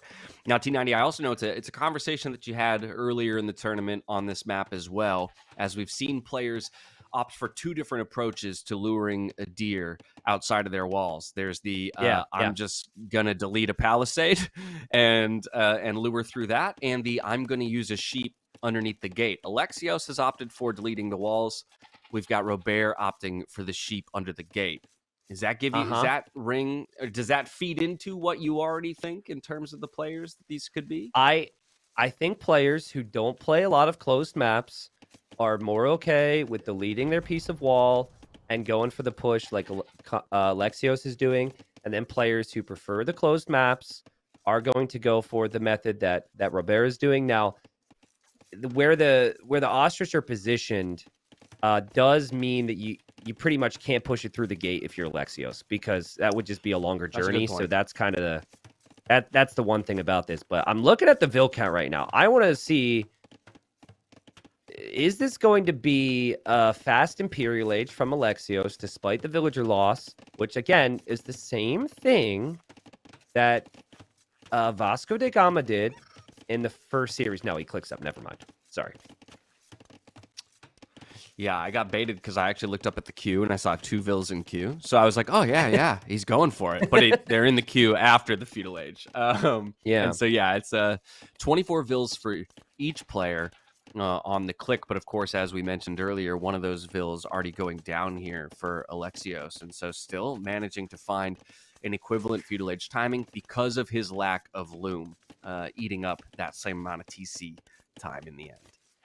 Okay, so it's so funny how you see a game and it influences your thinking, because I'm in fast imp mindset solely because we saw the fast imp from Vasco da Gama on the first day. But what I explained when Vasco da Gama was playing Turks in the first day was how I expected a castle drop. And that is the more common approach with the Turks. And that's exactly what Alexios is planning on. He's on stone. He's still pushing in some extra food. And I just really feel like a critical thing here, if you're Robert, is that you somehow sense this and you have to build something more than a palisade wall in the middle. It's got to be stone there, dude. Well, so let me ask you this, though, because your options for where the castle can go are now extremely limited, right? It was very clear that Alexios was trying to buy himself the space to drop the castle perhaps in the middle of the map, or, at least give himself a very easy forward position. Are you now thinking you got to rotate around the outside and attack from behind the opponent's base? I think, or do you just drop the castle in your own base, kill the walls, and run forward with Janissaries? Yeah, I think in your own walls is fine, and there's even more reason to do it now if your opponent lost their scout. If Robert was able to run into the middle, sit on the other side of his wall, and see you're dropping a castle there, then maybe he has time to recognize what's coming, and then he has time to adapt with the stone wall. But hold on. Look at what Robert's doing. He knows this is possibly going to happen, and he's going to stonewall right there. Okay, good heads up play by him then. Just making sure that at the very least he's got tons of warning before his opponent can break through those walls and make his way across to his base. Both players on the way to the castle age. We have a 1-minute advantage though here for Alexios. Okay, so here's where it gets interesting, right? Because I'd like to think that there are people here, not just here for entertainment, but I'd like to think that in some ways my chat is like my students and they're learning, right? Might be learning what not to do in some cases, but hopefully learning what to do. And so the stone wall is brilliant, but you know what's not great is that the castle that could be built can just shoot that wall down once the castle is built. So I actually think what I would like to see is another layer behind by your walls. That way he has 2 layers to get through. I love that idea as well, right? And so it's just a matter of whether or not you have the stone to do so. I see a clean 200 stone there, though, for the Britain player. And we know how much the Britons love to go to those cheap TCs as soon as they hit the castle age. So I don't think we're going to get what we're asking for in terms of that secondary line of defense from the stone walls. Yeah, so the outpost being there is big. I'm very excited now to see where these TCs go for Robert. And how he plays this, because he's looking now. He sees his opponents in castle age. He is not seeing a castle, so he might already be in like, ooh, actually, okay, I'm kind of in a good spot. I can be greedy. He's maybe going for light cav. He's maybe screwed up his build order or what have you. But there's TC number 2. There's TC number 3. This is all great. If you don't see a castle, still kind of wondering when Alexios is going to build this castle, but it's coming. Yeah, 3 villas on stone, 500 in the bank. So another minute or 2 probably till he has the stone to be able to drop that castle. But having been in the castle age for quite some time and choosing not to drop TCs, I mean, this is a commitment, right? To an all-in. It still feels like the fact he hasn't dropped the castle yet, this still feels like a variation of a fast imp. Adding more farms, I could see it. Chilling out. Taking his time with the castle. Whoever Alexios is, they're very close with, trained with, talked with Vasco da Gama. And I'm thinking I could just feel Peru all over the screen right now. Like this feels with the way the farms are set up and the way also, no offense, Hart, the way the fast imp is not nearly as cleanly executed as Vasco da Gama did on day number 1. I'm feeling Hart, dude. I'm feeling Hart. Okay. No, I like that call. I like that call a lot. We'll see if it comes true in a week's time. When's the final day of? Well, it would be Sunday. It'd be Sunday. So 4 days. Okay, Sunday. So it's not too bad.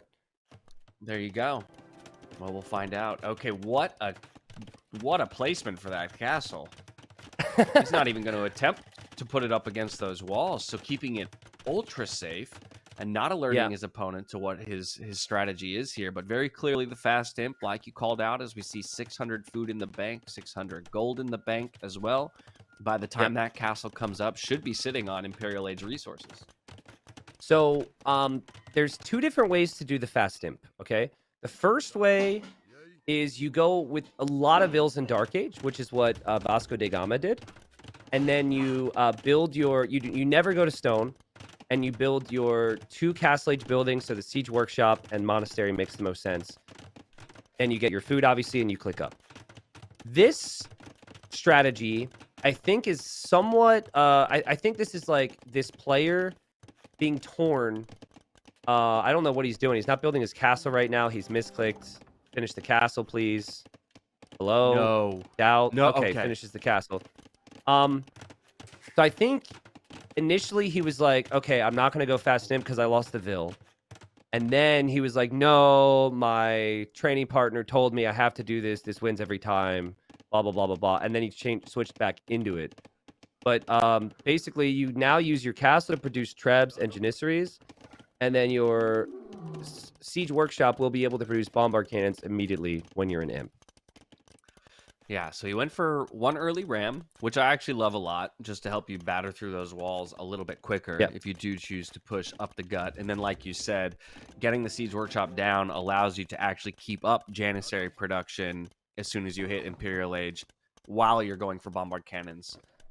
May still opt for a Treb as well, like you said, but at least now has the option to keep massing the Janissaries while we see a 4th TC and very, very extensive walling now under construction here for Robert. So here's the deal, okay? So again, I say this with all respect for this player, okay? Because I've been subbed to his Twitch stream for 4 years, all right? So if you're... Robert on the other side isn't expecting a fast imp anymore, because if this was the fast imp that we saw from Vasco da Gama and like a really clinical, well-timed fast imp, it would have happened already. He would have been an imp at like 20, 30, or 21 minutes. So he's going to see this, and I think Robert's going to be very confused, and I'm very curious to see his reaction. Let's say, to put you on the spot, you just see a ram and janissaries right now. What's your thinking, Dash? Well, I guess at this point I am kind of thinking maybe it's more all-in castle, right? Commitment to a castle age version of Siege, and thinking, okay, maybe there's even a second castle that's about to come forward, right? Like he's invested maybe a bunch more Vils on stone. So that's why I like this yet another layer of walling, right? Thinking, okay, he's coming forward with a castle, but at the very least I don't have to deal with the excessive range of Imperial Age Siege. But obviously Imp comes in, the upgrade on the Hussar, and so now I'm curious how Robert reacts to the fact that he's way behind in the text, while of course more than double the villager count. Yeah, and just like I was saying in the other instance I keep referencing in the Vasco set, I'm kind of at a loss for how to stop this when the distance is so close, because you're not close to imp. I think one thing that you could try is you actually just stop producing Vils if you're Robert, because you already have a significant Vil lead against a fast imp, and making more of them doesn't necessarily help you. But I mean, he's off of his gold there. These units are gonna be through, and he's gonna start losing TCs here shortly.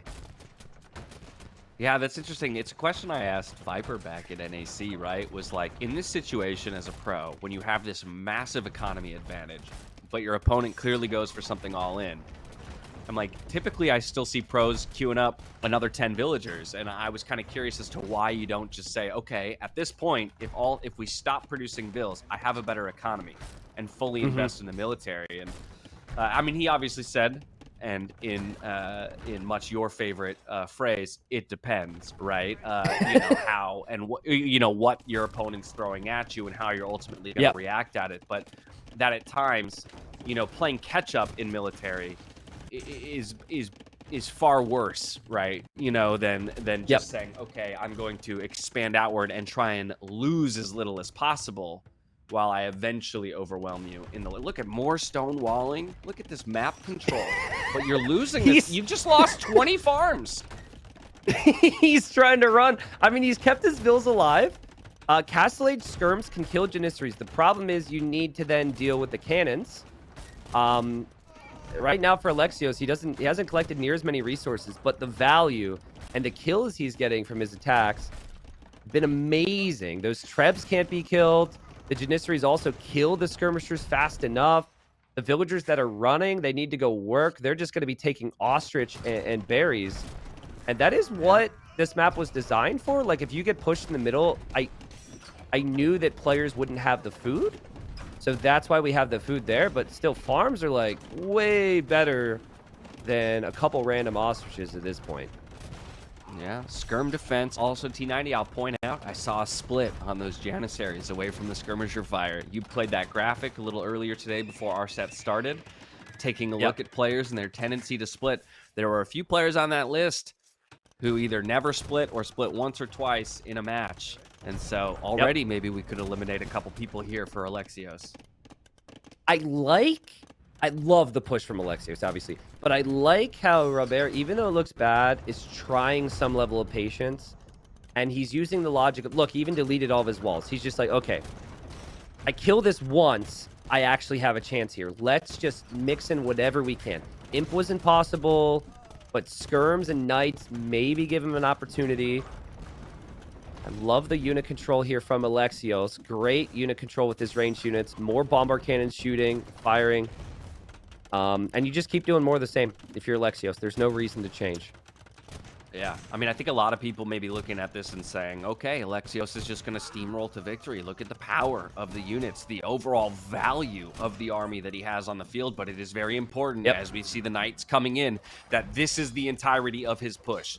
All his hopes of this game rest on this army and this army alone. And right now, those bombard cannons are looking like they're in a risky position. First, the trebuchet will get targeted by the knights. The ram goes down as well. Skirms, though, get picked off by a couple great shots from the Janissaries and bombard cannons. And ultimately, Alexios has managed to keep all of his important siege units alive. And you know what hurts is Robert doesn't have food. He doesn't have food because he lost his farms. So he wants to make more skirms and more knights. It felt like if he could do so, that he could actually clear this up. It was a bit wasteful from Alexios.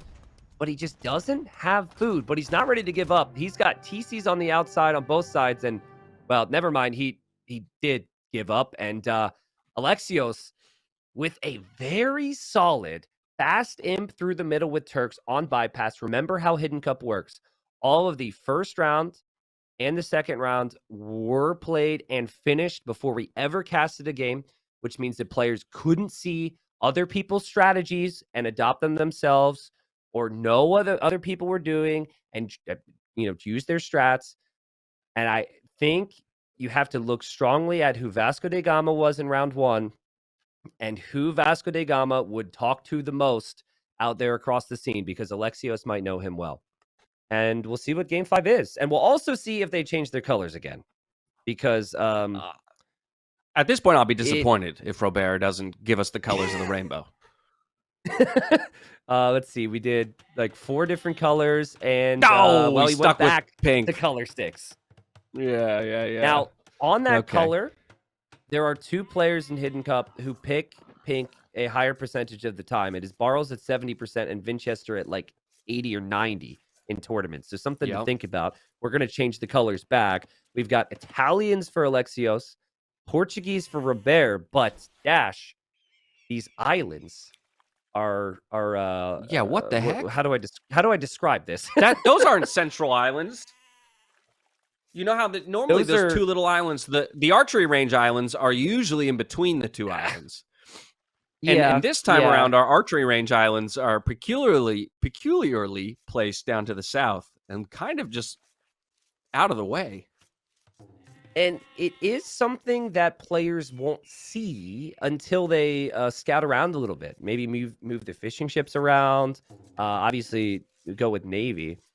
I think my worry when I see this, because I don't want players to be annoyed with a slightly different map gen, right? This is possible, by the way. It is not bugged. It's part of it's like 10% of the time. But when you're thinking strats on islands, you're thinking forward dock or back dock. And what you don't want is a situation where your back dock is like really exposed against a forward dock if the generation's a bit off. And here I'm seeing that be very safe on the back if they wish to go that route. And then obviously the front dock potential will lead to some creativity. But I mean, when the mainlands are that close together, if they find out, I think we could have a banger on our hands with transports. Oh yeah.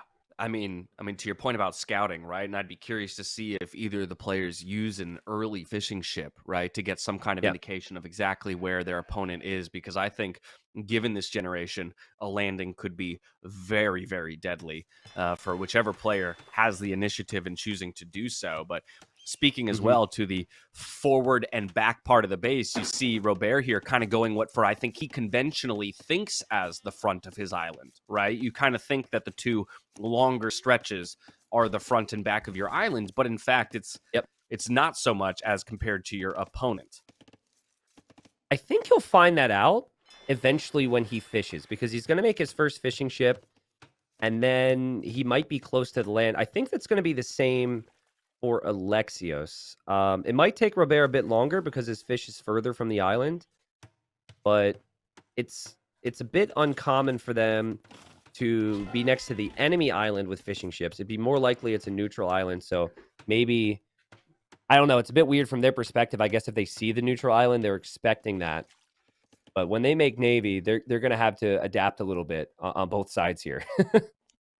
Yeah, without a doubt. Now, Portuguese Italians, talking about the Civ matchup real quick, a 2-power pick water Civs, right? And so Yep. I'm very curious to see who comes out the better of the naval battles, or rather what the approaches will be. Sometimes we see somebody concede the early feudal water battles for a faster castle age, looking for the tech upgrade and then re-expanding out onto water. Will they go both heavy investment into feudal, look to make quick work of the opponent's fishing ships? There's a lot of options here, I think, for both, before we even consider then what becomes of the possible landings for either player too. Whoa, this uptime for Alexios is nuts. Normally it's like 5 or 6 fishing ship, well, 3 or 4 fishing ships at the lowest. He's going up quickly. Now this reminds me of a build on Bay that we saw earlier. Oh, it's all coming together. Oh, it's all coming together for me. Okay. This is a very similar build to what we saw from Alfred the Alpaca earlier, right? Who people voted as Leary. So I'm seeing like one build from Alexios that whoever voted, people voted for Hera with. I'm seeing another build from Alexios where people voted for Leary. I should shut More up with heart the predictions confirmed here, but more heart confirmed in my mind at the moment here. Yeah, you know what? I mean, that's one of the best ways, right? Is to figure out where the pockets of practice players are, right? When you start to go, okay, I've identified which heroes have all been talking and strategizing together. And then you can start to work out, maybe, given their preferences as well within those strategies, which pro click they come from. Mm-hmm.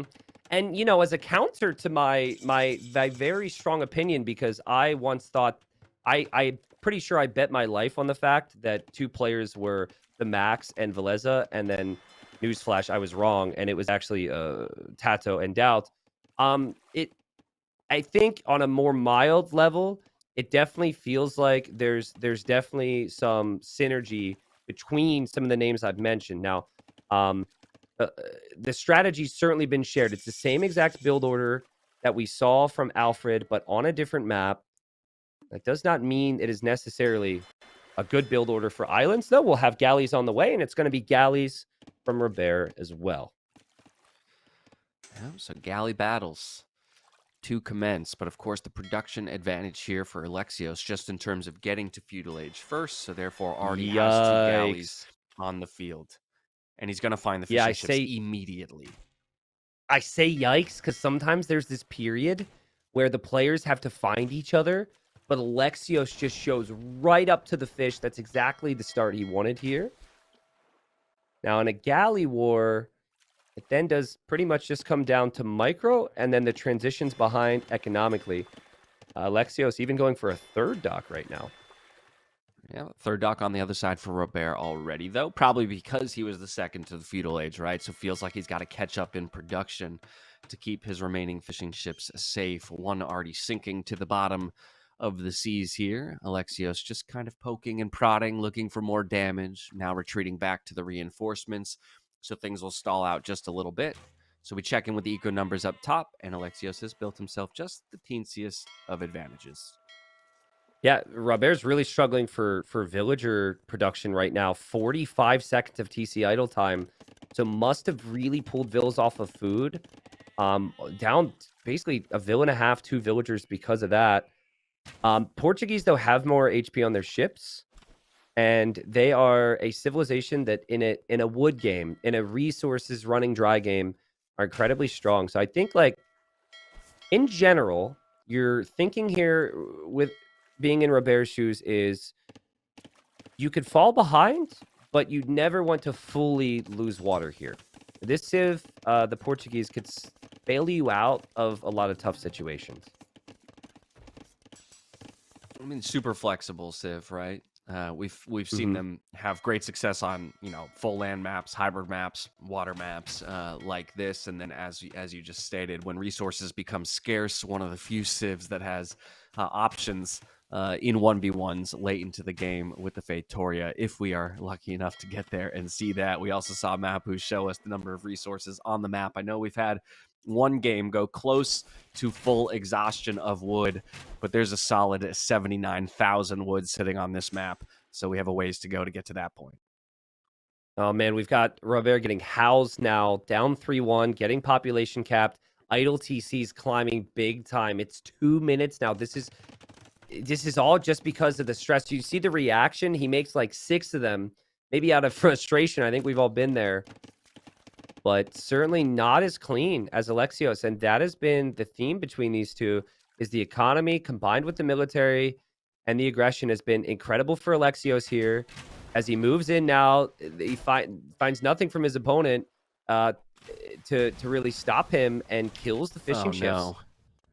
Yeah, this is looking, but he even gets the snipe on the villager there too, Tina. I mean, this is starting to look really brutal. And like we could snowball into a quick victory here for Alexios. He's got an 8 eco advantage in a game of islands, right? Where typically you don't see this much damage done to anyone's economy this early. Even if someone has the advantage on water, you're running your ships to the corner, keeping things alive. And I think the avalanche may have begun here. Italians over Portuguese. And when it's looking rough, you then lean on the market, which Robert has had to do many times throughout this series. So he does do so, because if you don't use the market to balance things out, you're not going to have a decent uptime. But ends up killing the scout from Alexios on the back. But Alexios still has been fishing on the front, still has a nice galley mass, and the galley mass is actually looping around to cut him off from coming back towards the front. So yeah, there's some level of inevitability about this right now because of the scoreline, I think, and how Alexios is looking. But let's see if Robert can click up the Castle Age faster here. Yeah, Robert has his sights set on that Castle Age. 200 gold just now, 800 food as well. So looking for the tech to come in, and he's on his way. The other thing I think about T90 is when you feel like you're on the back foot, or when, all is lost, you got to go for one risky play. We talked earlier about the possibility of a landing. I'm waiting to see if any villagers get moved to stone. None there just yet, but a possible castle drop, landing castle drop could be your way back in here for Robert. It's going to feel very unnatural because of where you would have to send the transport.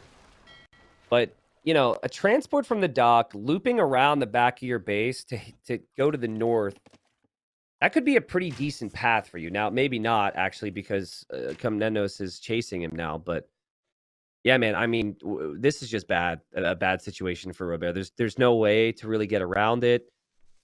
He's not going to be significantly faster to Castle Age, but he is Portuguese.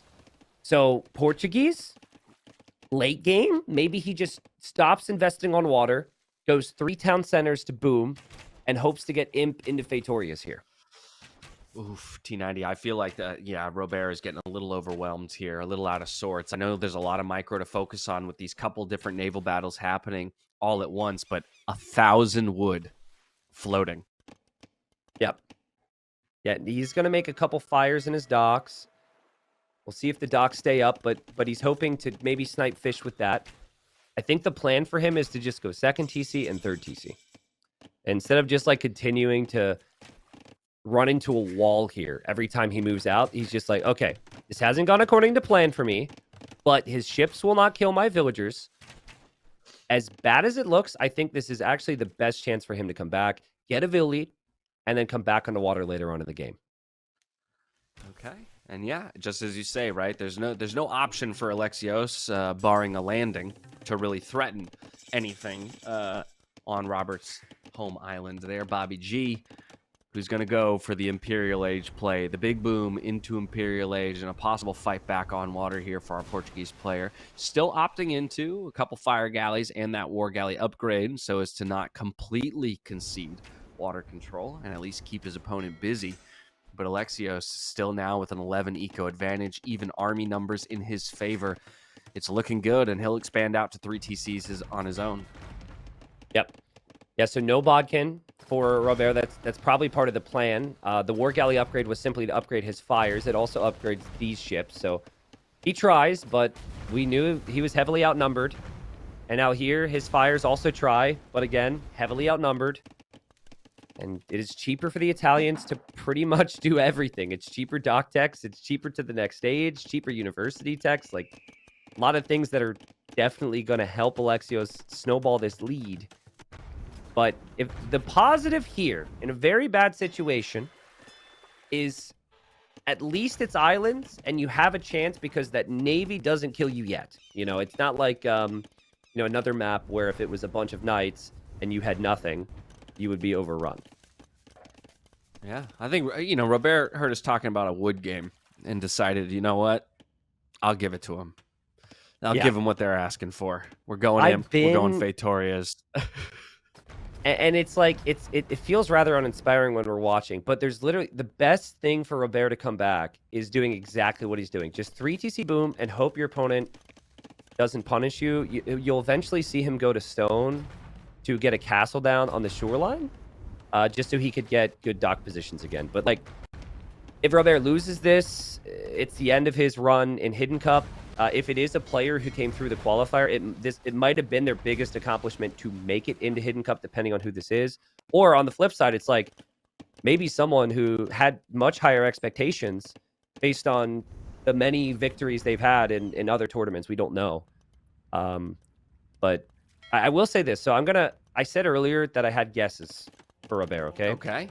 So I had strong feelings of a player who preferred closed maps, a player who likely played in the qualifier, because we see islands as a pick, and we saw Gold Rush as a pick, both qualifying maps. Okay, and my thoughts when I saw the boar on evac was Barles or Ganji, because of their whole Black Forest experience and how they manage those walls, and then when I started to see some of the shakiness, I consider Barles to be the better player, the more experienced player. I started to lean towards Ganji. Okay.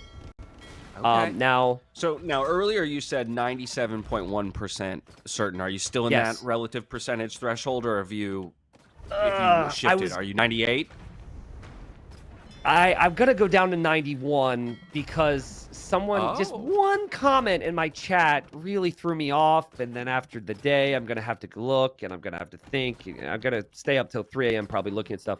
But I'm gonna say this: that overlay with the GG stats that I showed, which is relatively useless. There's one player who uses the capital GG. Very rarely, and the lowercase GG at 50%. And I inquired as to why someone, because I was like, Ganji calls GG, what's going on? Ganji very frequently does the capital G and then the lowercase g, apparently. Which we don't have a category for. It would be amazing. I'm telling you, it'd be amazing if this game were to go badly for Robert and we see a capital G into a lowercase g. If that happens, that is Ganji confirmed, Dash. Okay. All right. Well, we wait on bated breath, but, while we talk about the potential end of the game, and by all accounts, it is looking good for Alexios with 26 military 2-1. we see those eco numbers relatively evened out at this point, and we come back to that whole idea that while you may have the massive navy, you can't threaten what is my home island right now and the land economy that I have. So there are still pathways back into it here for Robert. Yeah, and again, the win condition is because you cannot place docks right now if you're Robert, because it'll get ranged. So you need to get a castle, which he's waiting for. And then once you get the castle, you place the castle on a shoreline. Now, if you think it's really bad for you, I think the castle might even need to be on the back of your island, because you don't want it anywhere near the front, because that could be trebable or whatever. So I'm thinking castle, maybe back there. Then you click up to Imp. Then you drop the docks. Then you're thinking, I'm Portuguese. I have more HP on my ships. I then from there can make Victorias. And yeah, it's bad, right? It's bad. But that is literally the only thing you can try. You have to hope that Alexios doesn't do what he's doing now and imping and ultimately punish you with Navy. Yeah, imp on the way for both players. Slight advantage there for Alexios. Alexios also taking this time with that water control to bring the monks out, pick up all the relics on the archery range islands. So he'll have a really solid advantage in that regard if the game goes late against a Portuguese player who would be able to index into the Vitórias. At the very least, you want to have the relic advantage there to extend the gold over time. Yep, really smart. Now, I'm gonna give you some more deets on the players we're talking about here, okay? Because someone said red is definitely Ganji, terrible on water. Oh, contraire, my friend, because he played islands in the qualifier in the second round and won, played very well. Then he beat Veleza as a big underdog, won on islands. Both these games he was able to beat the Italians. And then he played against MBL as well and used islands as his #1 home map. So I think the fact that we had Ganji picking islands so consistently in the qualifier backs my thinking at the moment. But Barrels, you know, maybe he could be an island type of guy. Maybe I'm just wrong entirely on all of this. That's the beauty of Hidden Cup. But we have nothing else to talk about as poor Robert tries desperately to redock at the moment. Villagers fighting a ship. And the villagers went out, fighting along a with ship, the not a castle. sentence we thought we would be saying today. It was great, though. I like it. But also, as you called out, T90, right? Just the safe castle position at the back of the island, right? Doesn't need to entertain it getting denied by the powerful navy of our Italians player. And by the same token, we have a castle drop on one of those central islands here for Alexios, just continuing to extend his advantage, get as much map control and control over those important resources as he can. And then look at the tech queue here for the Italian player. Cheaper techs for all their navy makes it so easy to get these immediately upon reaching the Imperial Age. So Shipwright came in, which is amazing. I mean, he's going to snag. He's like, thank you. He's going to snag that relic, which he's been protecting. So he's going to have like 6 or maybe like 7 relics. I think he still has to bring some others back. Both the neutral islands, there's castles on. I mean, this is just, again, Robert does not want to give it up. He doesn't want to admit that he's out of Hidden Cup, and he's gonna go for heavy demo. This is whoa. You know what? If you got to go out, you go out in a blaze of glory, right? I think that's what everyone tells me. Yeah. He's, by the way, currently sitting on 0 army. Nothing in the queue. Yeah. Still. Okay, here we go. Now we queue up 7 at the same time. But like from 0 military up against 50, he's going for the all-in play with the demos. Oh, no. Ooh, cannon galleons already on the field, though, to deal with the castles. This castle will go up, but might go down just as quickly as it does. Maybe in the highlights tomorrow we could get a big explosion, though, right? Maybe that's what Robert's going for. I mean, we might see one, but yeah, I mean, we knew this is not a good situation. Look how fast that castle goes down. Oh, man. Okay. Maybe it's demo time, people. Let's see. He's gonna try for us here. He's trying his best. Can you imagine the comeback, people? If he came back here, this would be one of the greatest comebacks ever. And here we go. Heavy demos in, and entertaining the he's idea, microing the trying villager. to keep him hidden. Distraction. Okay, Galleon's trying to play the front line. Oh, losing everything on the front while all this is happening. Again, fighting from a losing position. Robert knows he's got to go for something big. He's looking for the bada booms to turn this thing around. But in the end, it is still 80 military and a pop cap here for our Italians player with plenty of resources, I think, to continue that queue pumping as he does lose units on the front, putting more pressure onto these castles with the cannon galleons. Only one remains here at the back of the base. The villagers coming over to repair. This is going to be the last stand for Robert, and will it be enough? That's the question. The demos come in, but they die before they can make contact. Only a few ships sinking. The castle goes down, and it looks like Alexios is going to steamroll to victory. Yeah, and, I'd be one very happy man if the GG were to be called in a certain way here, but not for whoever Robert is. This is not obviously what he would have wanted, making it into Hidden Cup. I'm sure he's going to be disappointed with himself as he continues to play on here, but he's getting chewed up on both sides. Victorias are not good enough to last you this long, and he does do the lowercase GG. I continue to question who this player may be. My epic prediction just fails miserably. And Alexios looked really solid on a lot of different settings. I wouldn't have said, based on the first couple of games, that Alexios would have been very strong on islands, but looked very solid. We had fast imp with Turks. We had solid play with Malians and aggression on cross. Obviously, the islands action here, and Alexios moves on, and it looked like a very capable player here in this series. Yeah, 4-1 victory. I know, I mean, and to your point about them being a very capable player, I was earlier talking and theory crafting about the fact that Alexios could be a top 4, top 5, player in the scene, while I also do think that your call out for a player like Hart is a great one. But that, if it does end up being Hart, speaks to his level right now, right? That he's playing like a top 4, top 5 player. And honestly, I could be way off here. I need to repeat that more. I could be way off. I love this game so much, and sometimes when you know so much, you get too confident in yourself, and I've shown that in Hidden Cups in the past. I just really liked the aggression from Alexios today. This was scrappy to start off the series. He didn't have enough protection, and the counterattacks were really getting to him, but then he turned it around with the 5 mangonel push. I mean, Robert was ahead in this game, Dash. Like, way ahead. Yeah. But he wasn't expecting this much push.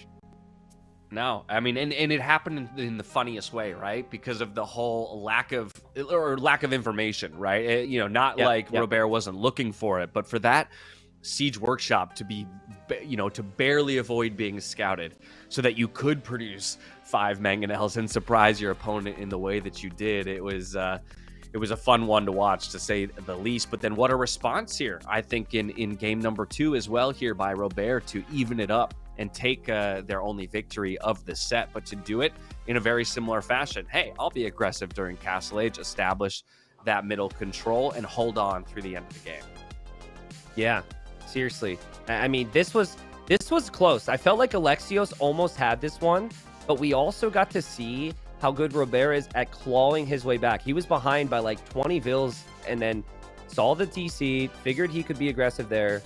And even though Alexios has the better of the highlights here, maybe clearing up some of these pushes, the moment in this game, the recognition from Robert to say, this is bad for me. I'm losing this push, but I still have to build a castle at the top of the hill. That was epic for me. I'm not going to the top of this hill to build a castle.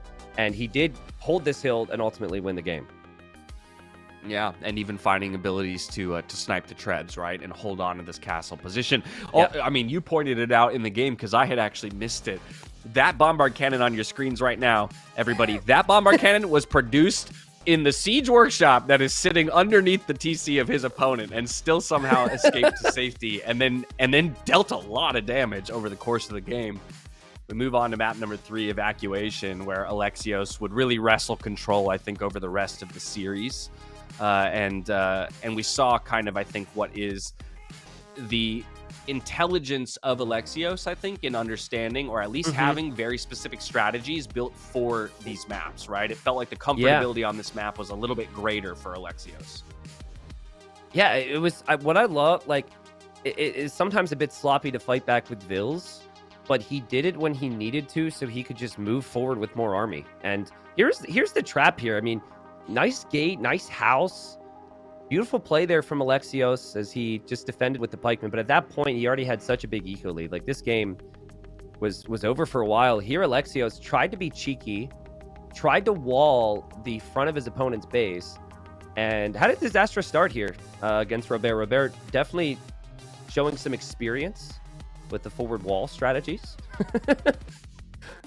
Yeah, this one was close too, right? I mean, I know a lot of people are going to look at the 4-1 end result, right? And kind of speak about it as if it was pure dominance. But really, this is a game that I think could have gone either way, in particular because of that earlyville snipe, but also, hey, if this singular push that we're watching on our screens right now gets stopped in its tracks, this was the final moment here as the Knights try and swoop in. If it goes the way of Robert, then I think we are looking at a 2-2 scoreline with just this fight going the other way. Yeah, I think it's just the tough thing here for Robert was the failure. Not failure to recognize, really, because it's hard to recognize it on bypass. That's the whole point. But he just didn't know his opponent was going to do that. And then when he saw Imp, it was almost too late. And this game, honestly, was unfortunately the worst of the bunch. It just, both players went galley opening. The build order from Alexios was incredibly fast. And when he got the lead, he knew what he needed to do. Islands has brought us some really competitive back and forth games. This one was not it. And, well, Castle eventually went up. The highlight of the game was maybe the villager micro at the end here for Robert as he tried to distract with a few villagers against the projectiles. But yeah, I mean, Alexios just played so dominant this series, man. There's nothing more to be said. I'm racking my brain with the conclusion of the series as to who these players might actually be, right? And I know that we've theory crafted plenty throughout the set itself on the different possibilities, especially considering practice partners and whatnot. I'm starting to question, though, whether or not, or rather, which players would be so willing to change colors that many times. Okay, so Leary's done it in the past. Leary has to be considered as Alexios. I know a lot of people voted him as Alfred, but the whole color thing, Leary's done that. Play style could possibly match as well, in all honesty. I would say, though, that the flip side of things with Robert, you know, the 4-1 loss, some of the shakiness, it all speaks to someone who's in their first Hidden Cup ever, which is 5 people. And so I would say someone like who from the people who've been in their first Hidden Cup likes to have the most fun, likes to be a little bit of trolly, likes to be a little silly. And the names of the people who are in their first Hidden Cup, you got like Ganji, you got Sebastian, you got Hart, but I'm just, of the players, I'm thinking Ganji, dude. It feels like Ganji to me. And I hate to say it, you know, because rather close with Ganji, but it felt like I'm in Hidden Cup. Let's have fun with it. Let's pick different colors. Ganji won every Islands game he played in the qualifier, so that's why he had confidence there. Gold Rush was a Stonewall type of situation. I don't know. That's just where my vibe is at the moment, though it's very tough to say. I'm going to have to trust you, I think, a bit on the Ganji pick, but just because he's arguably the player in the 16 that I'm the least familiar with.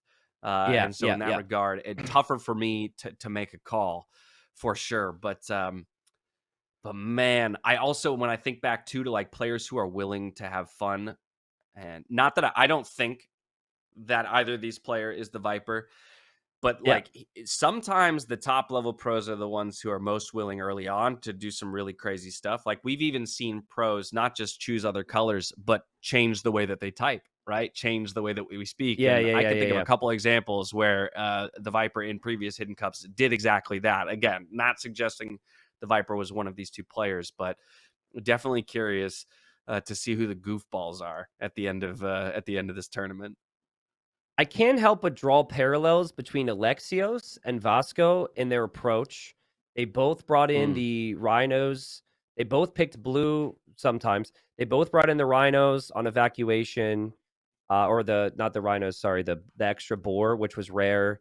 They also both went fast imp Turks. So I think if you feel strongly that Vasco is a certain player, I would guess it is a player that probably frequently interacts with and discusses things with Alexios. So that's my vibe. Now, what do you think, community? Vote away. Keep in mind, we are all going to be proven wrong potentially at the big reveal on the final day on Sunday.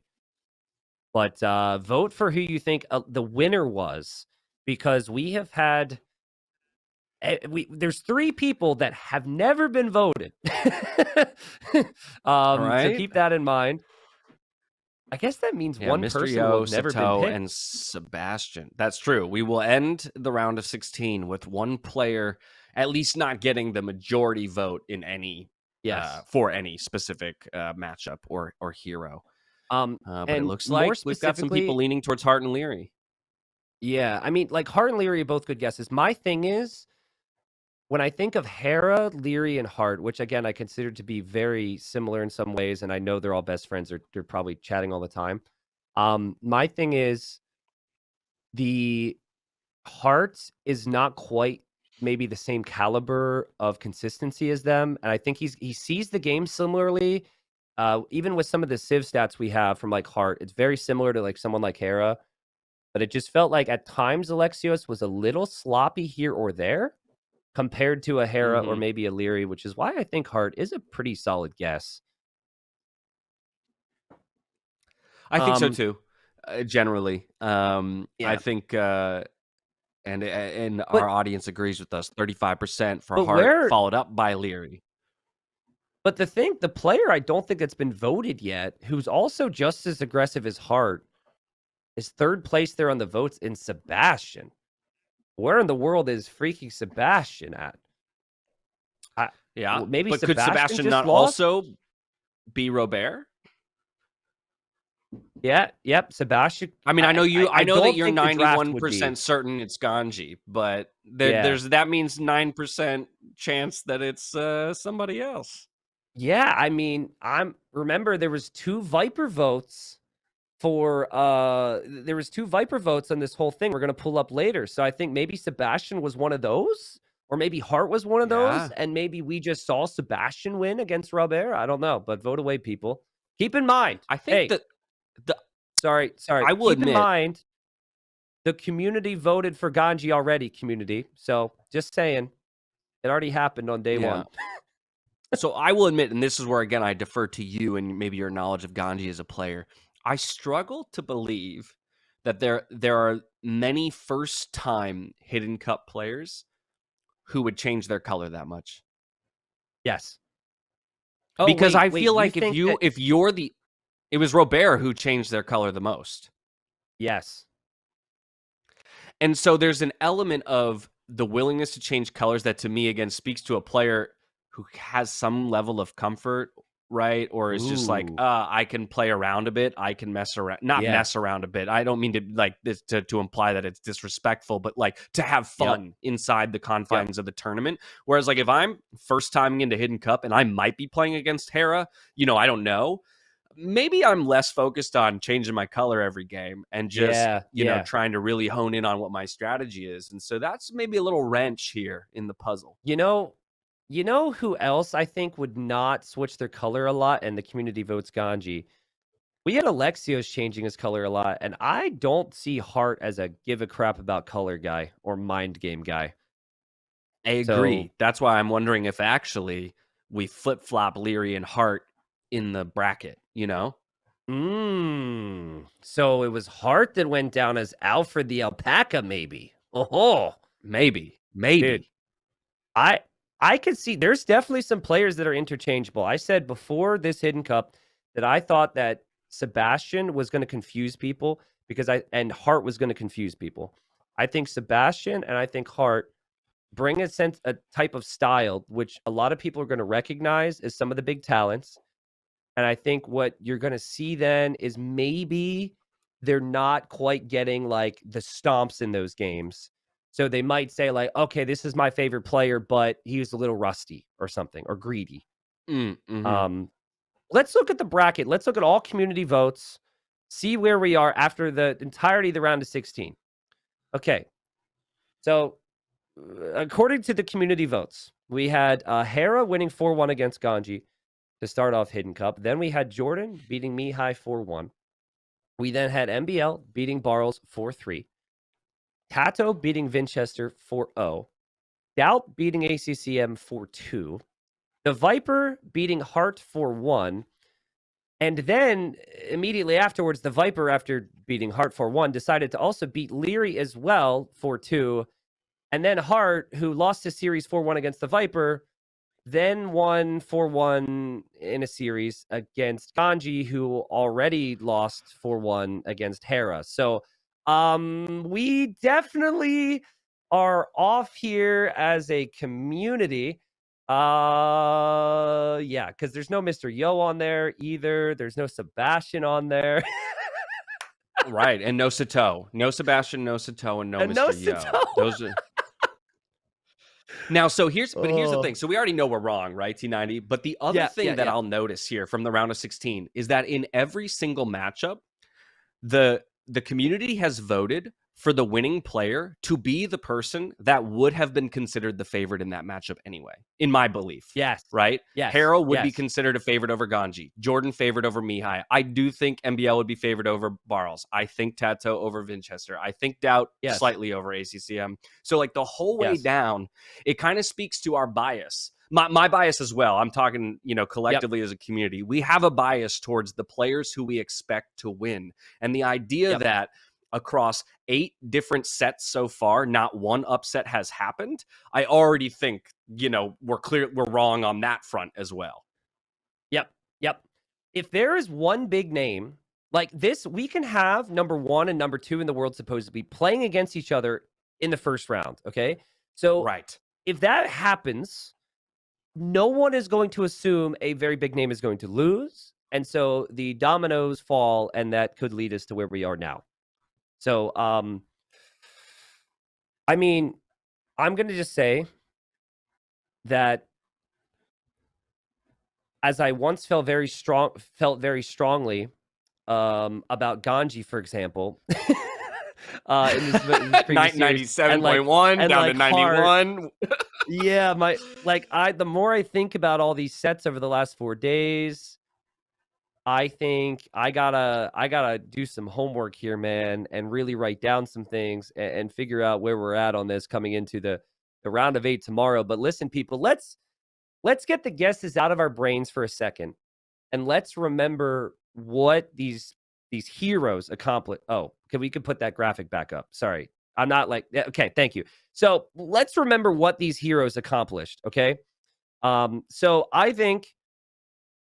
I mean, Vasco da Gama and Sumanguru both played dominant in their sets. They were very good on a variety of different settings. I felt like their micro and their macro was fantastic. That's going to be a banger. That'll be our first cast tomorrow. You do not want to miss that one. Then we have Otto the Great, who is Mr. Chaos in the series against Jadwiga, and Gajamata. And Gajamata was just, I mean, whoever Gajamata beat was elite, and then Gajamata found another level somehow and 4-0'd him. That will be our second series tomorrow. And then, of course, the day after that, March 1st, King Stephen against Khosrau. And then Jan Žižka against Alexios Komnenos. And regardless of who we think these people are, Dash, obviously the deserved winners are moved on to the round of 8. And there's a lot to look forward to. I think Dash's internet just dropped, guys. Okay, so Dash has not left us early. He's still very excited to be here, but his internet has disappeared. But we could bring it back to me. I think this is a good time.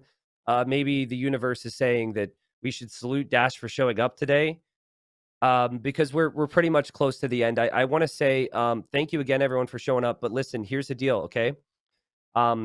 These matchups tomorrow, they're probably going to change our thinking on who we thought these players were. I think in some cases it might reinforce it, but I think it's going to be really fun to break down. And so, Dash and I would have talked about this for a few minutes here.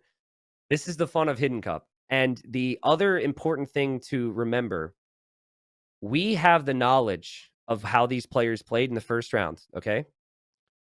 When the second round happens, they did not get to see the first round before playing them. They did not get to know insights on the drafts, the Civ preferences, the style. So, what that means is, I think the best example is maybe the human civilization from Gajamada. Someone can't see, oh, Gajamada did that in round 1. That was really strong. Okay, we ban that now. You know, that type of thing's really important, I feel. And so that's what makes it fun because we will know this player did this last time. Will he do it again? And so the strategies could potentially clash.